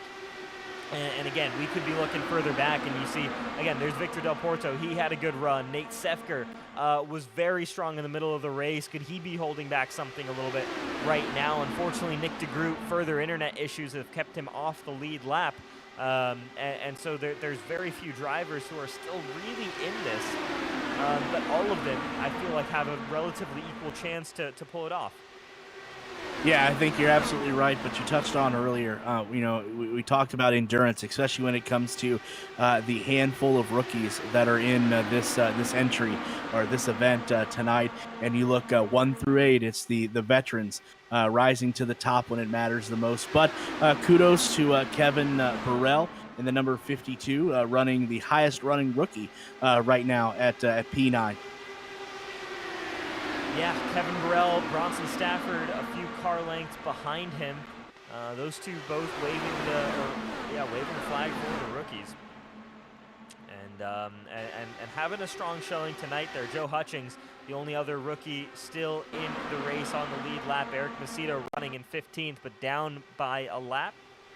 The rest of them all with some issue or another throughout the night. Yeah, definitely a lot of cars as you see 33 started, and you see what we've dwindled down to, and what we've got down to, the 12 that are left right there within a second of each other. It just takes one slip, as you said. It could take out 3 or 4 cars, and you could find yourself at a podium, or even better, P1 when this is all said and done.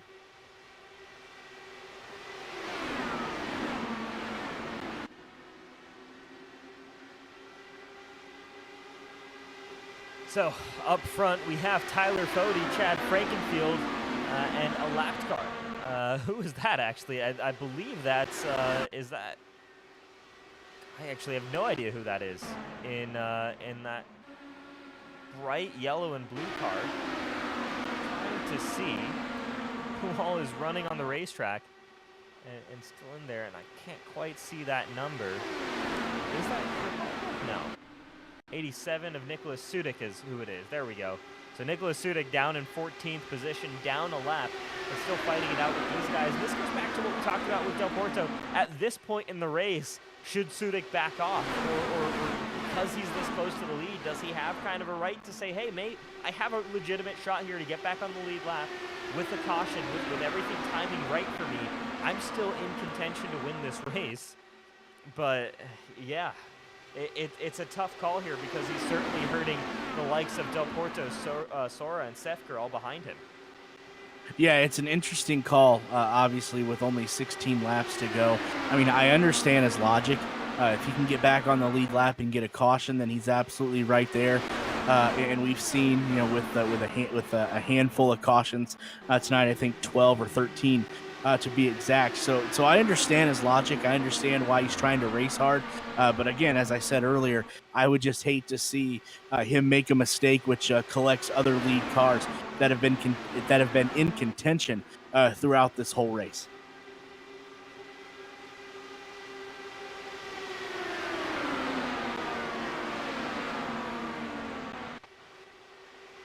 Well, here we go as take a look here. A little bit more separation throughout the field here, guys.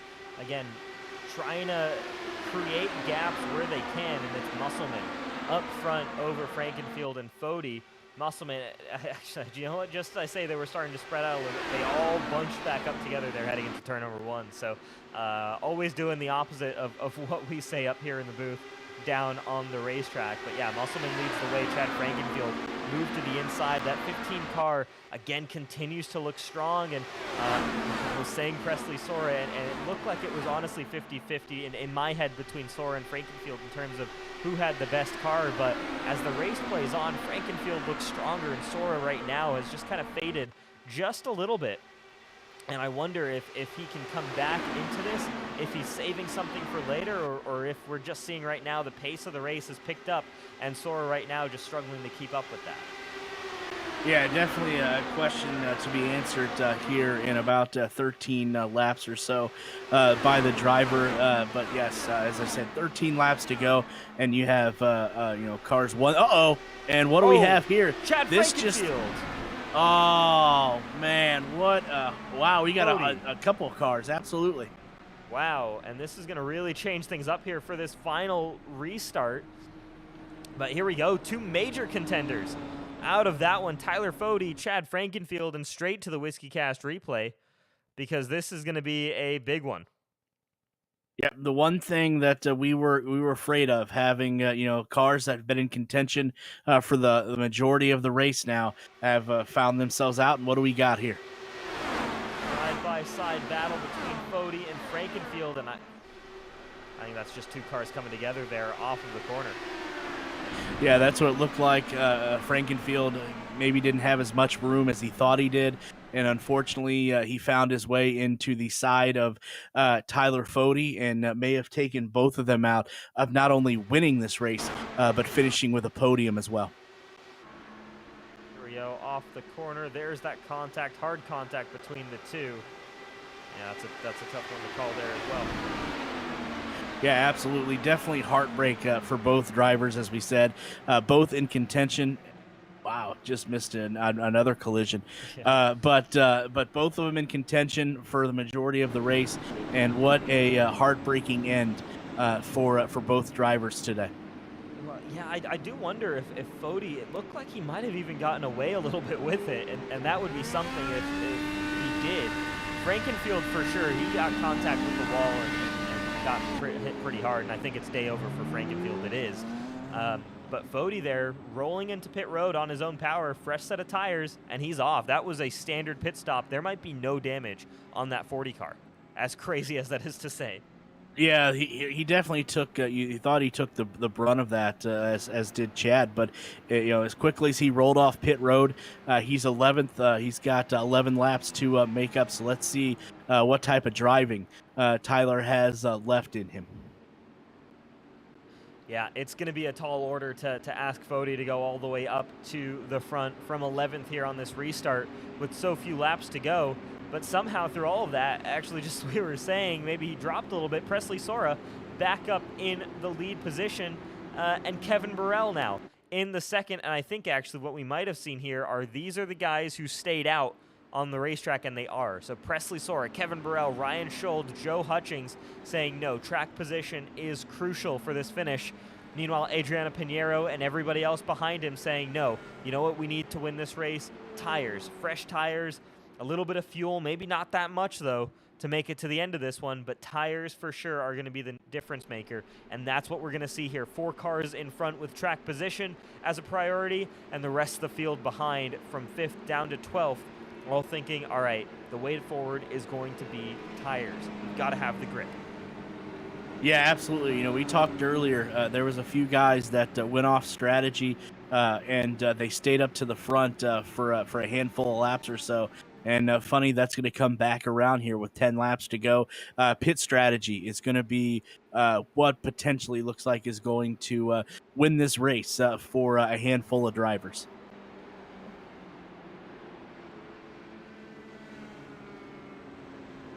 Alrighty, so here we go, and this is where, it all kind of breaks down. We had a solid, green flag run, but now for these guys, it comes down to a pure sprint race. We'll head back to green flag racing with 8 laps to go, so in 2 laps time here.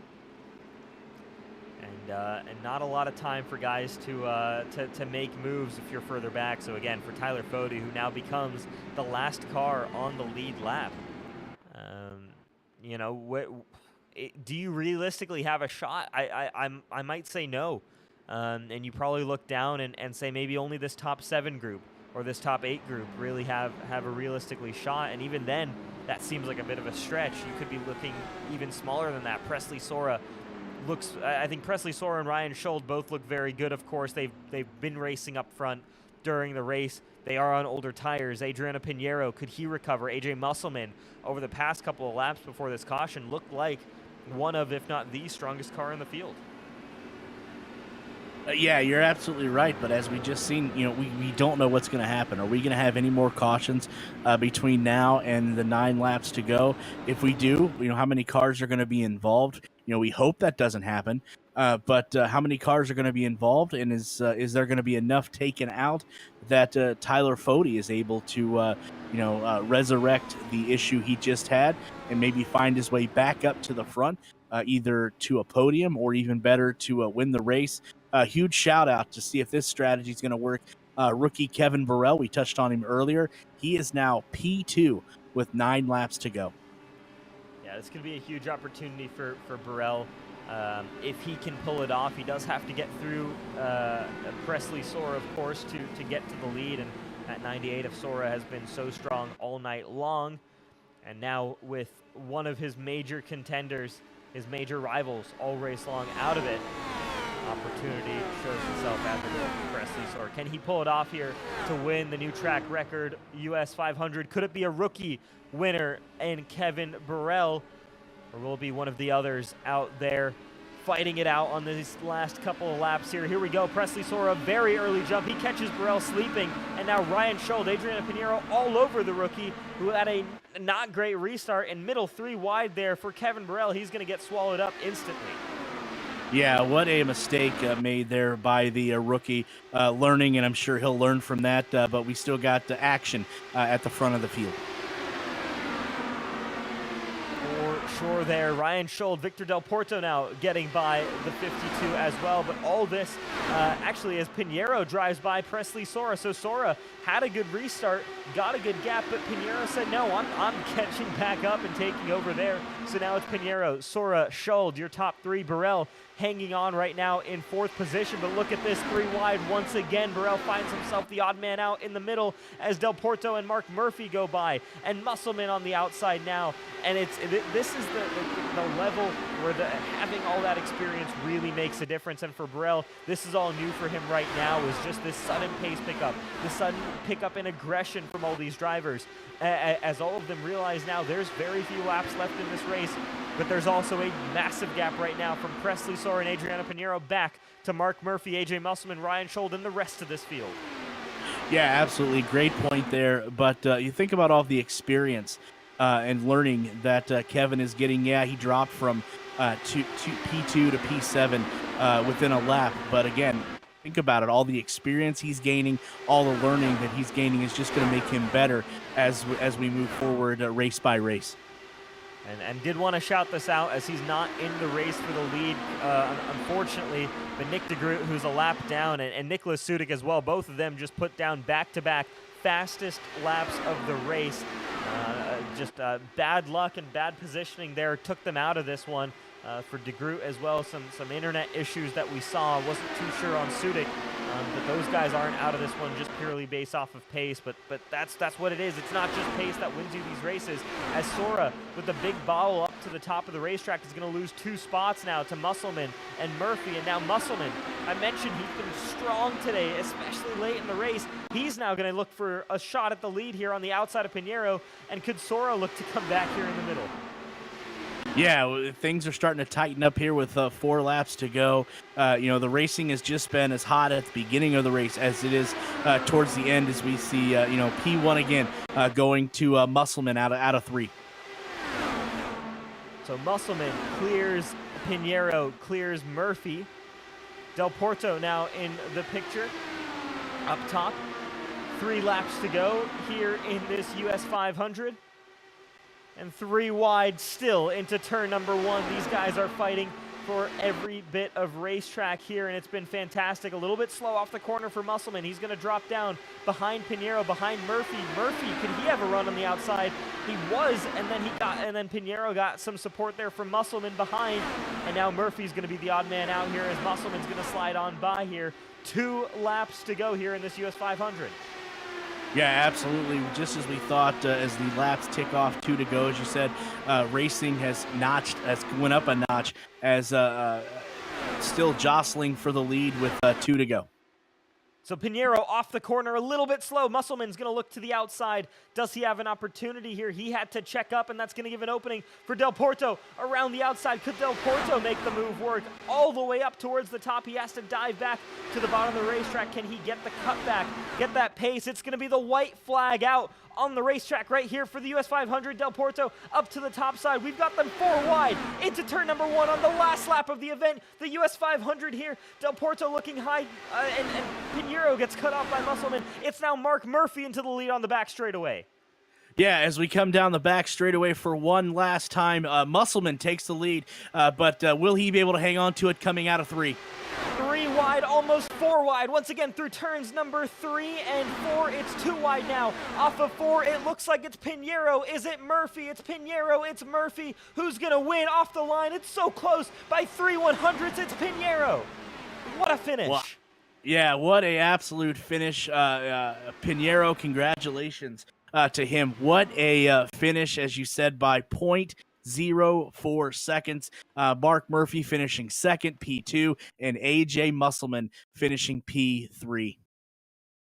Incredible finish there from these drivers, and we're going to have to see if we can get a great view of this finish here, because as they're just at the bottom of our screen, we might just miss it here. This might be perfect. Here we go. We'll try and get this as slow motion as possible there. I mean, that's the difference right across the line for Pinheiro versus Murphy. It actually looked like less than that from where we were watching at the finish, but there you go. That's your top 4 there, all captured in one shot as the checkered flag waves. Yeah, what a race as we see the burnout there by Pinheiro. And give him credit. He could have just packed it in, but he had a incident earlier in the race. Made the changes that were necessary, and that got him obviously over the finish line first.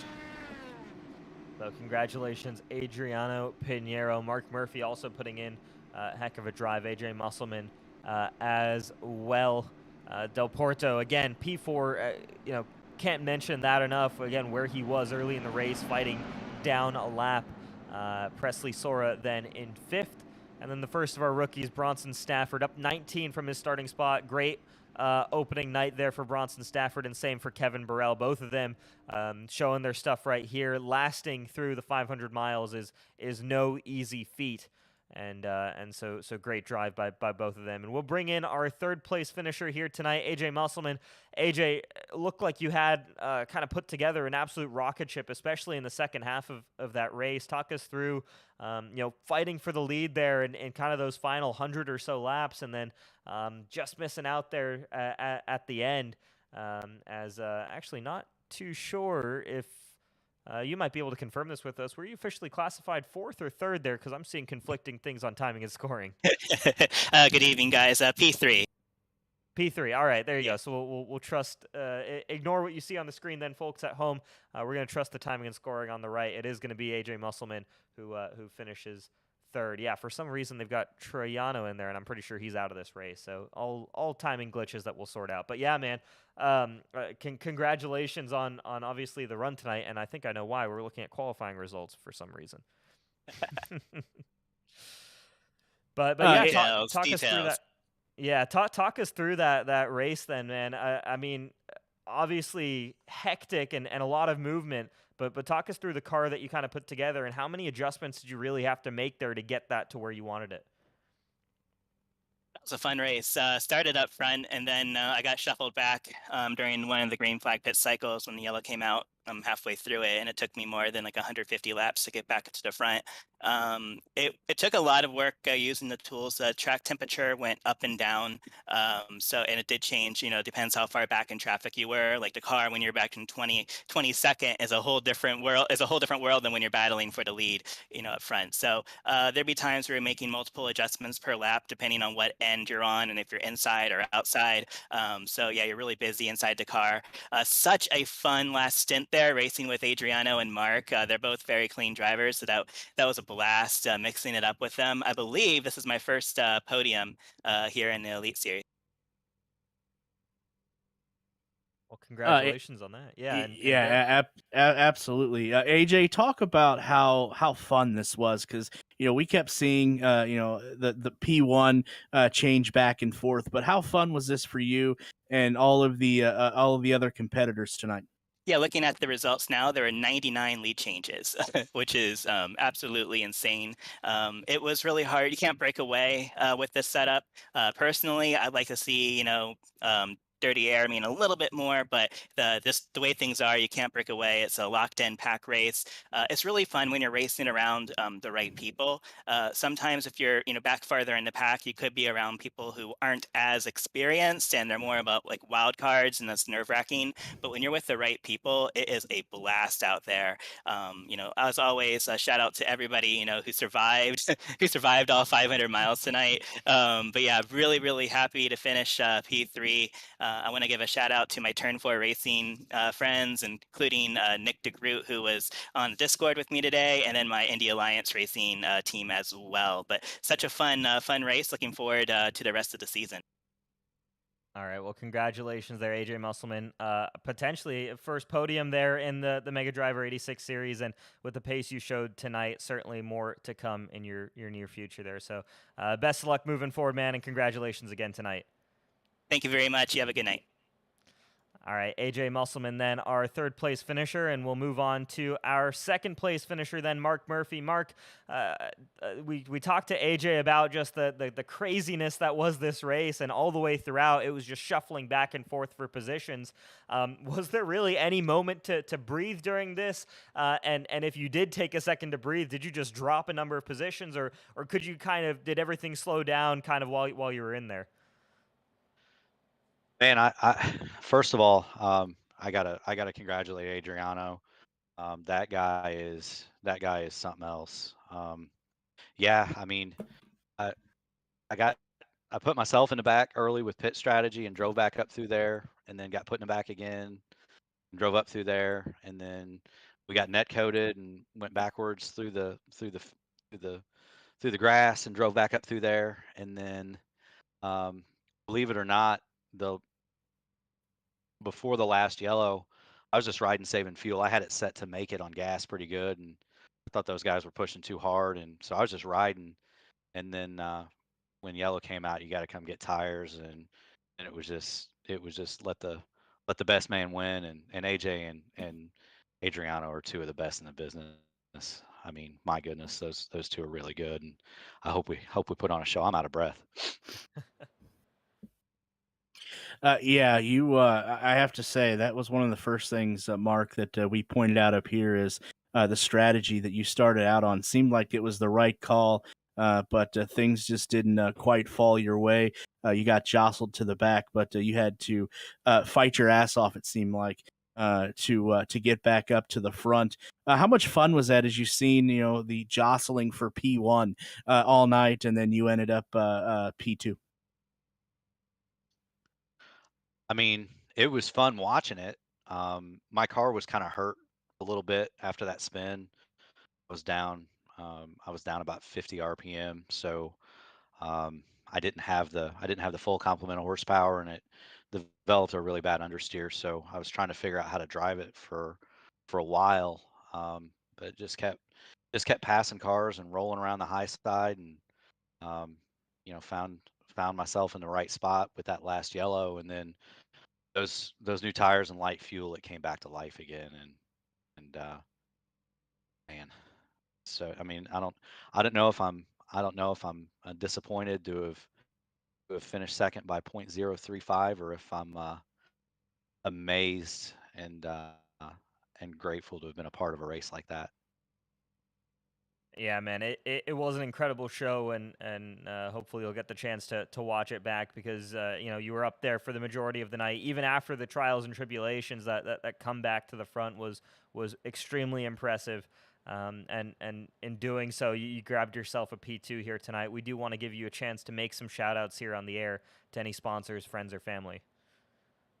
Yeah. Hi to my wife in the other room, Natalie. Thanks for letting me do this. I know my dad's watching down at the Southern Command and his place in Florida. So hi to dad, hi to mom and dad. I I have to thank Black Magic Designs. Those guys are tremendous. The Stroker Ace paint scheme come home second today by just a little bit, and we're going to keep fighting. Adriano and I have a pretty tight battle for the C fixed official points going for this season. So I look forward to the last 3 races of that, and I look forward to New Hampshire. I finished second there to him earlier in the year, so it's going to be fun. I got to thank my teammate Trey Shadid, who doesn't like to race full races, but he definitely spots and strategizes, and always a pleasure to have him along for the ride. It wouldn't be possible without him. All right, man. Mark Murphy, P2 finish tonight here after a long US 500. Congratulations on that, man, and enjoy your rest. Yeah, definitely gonna enjoy a cold one, and I'll probably watch some of the race on TV tonight. But you guys have a good night. Thank you for all you do here, Elite. It's a pleasure to race for you guys. Absolutely, man. Have a good night there. P2 finisher Mark Murphy with that. And we have some word that potentially Adriano Pinheiro. Nope, Adriano Pinheiro has actually gone offline. Occasionally he'll join us post-race for broadcast interviews, but not tonight there. Pinheiro off celebrating with his crew, and we certainly can't blame him. And no, absolutely not. And huge shout out to him. As I said earlier, I kind of wrote him off after the incident that he got into. But you know what? He got to the corrections that needed to be made, worked his way back through the field, and ultimately came home P1. Yeah, very, very impressive drive for Pinheiro. I mean, yeah, did a great job recovering there. Great pick, of course, to grab him for that victory. But yeah, I mean, have to shout out the rest of those drivers inside the top 5, who all put together great results there, and that's something we're gonna have to keep an eye out for. Is how do those continues to translate? Pinheiro certainly no stranger to victory lane here in the Mega Driver 86 series, especially at long races like this, and he's going to be one to watch out for the championship if he can find the consistency that hasn't always quite been there throughout the seasons in the past couple of years. But yeah, I mean, Derek, thoughts on your first ever Elite Racing broadcast? A long one for sure, but hopefully an enjoyable one. Yeah, absolutely. I wasn't sure what to expect, but definitely top-notch racing here. What a way to kick off the season with such an exciting back and forth race. And we touched on how many lead changes there were going to be during this race, and AJ hit it best, 99. So can't ask for anything more. It was a clean race, and can't wait to maybe be back in New Hampshire in about 2 weeks. Yeah, crazy to think that there were that many, but it was an absolute pleasure to have you in the booth with us tonight. As always, when we sign off, we want to thank our fantastic sponsors here, and starting with the premier sponsors, Blue Egg Marketing, TA Services, and Breezy Cam. Thank you to them for coming on board and sponsoring all the races that we do here in the Elite Racing Leagues. We want to also thank our race sponsor for tonight, the New Track Record podcast. Check them out at newtrackrecord.com, as well as the Push to Pass podcast, Derek's podcast, like he talked about earlier today, as well as Mega Driver 86 on Twitter. Thank you all so much for tuning in to this edition of the Mega Driver 86 INDYCAR Series. The 2022 B season is now officially underway. Adriano Pinheiro with the first blood, but 9 more races available to all these drivers. And with the potential of no Alexander Van de Sant racing in this season, we'll have to see if he shows up in New Hampshire, our 2-time defending champ. We suddenly have an opening here for a new driver to take the throne there. So with that, we have a lot to look forward to over the coming weeks. But I've been Rich Khosla, joined here by Derek Vance. Thank you all so much once again for tuning in to the Elite Racing Network, but we will see you all in 2 weeks' time at New Hampshire Motor Speedway. Have a good night.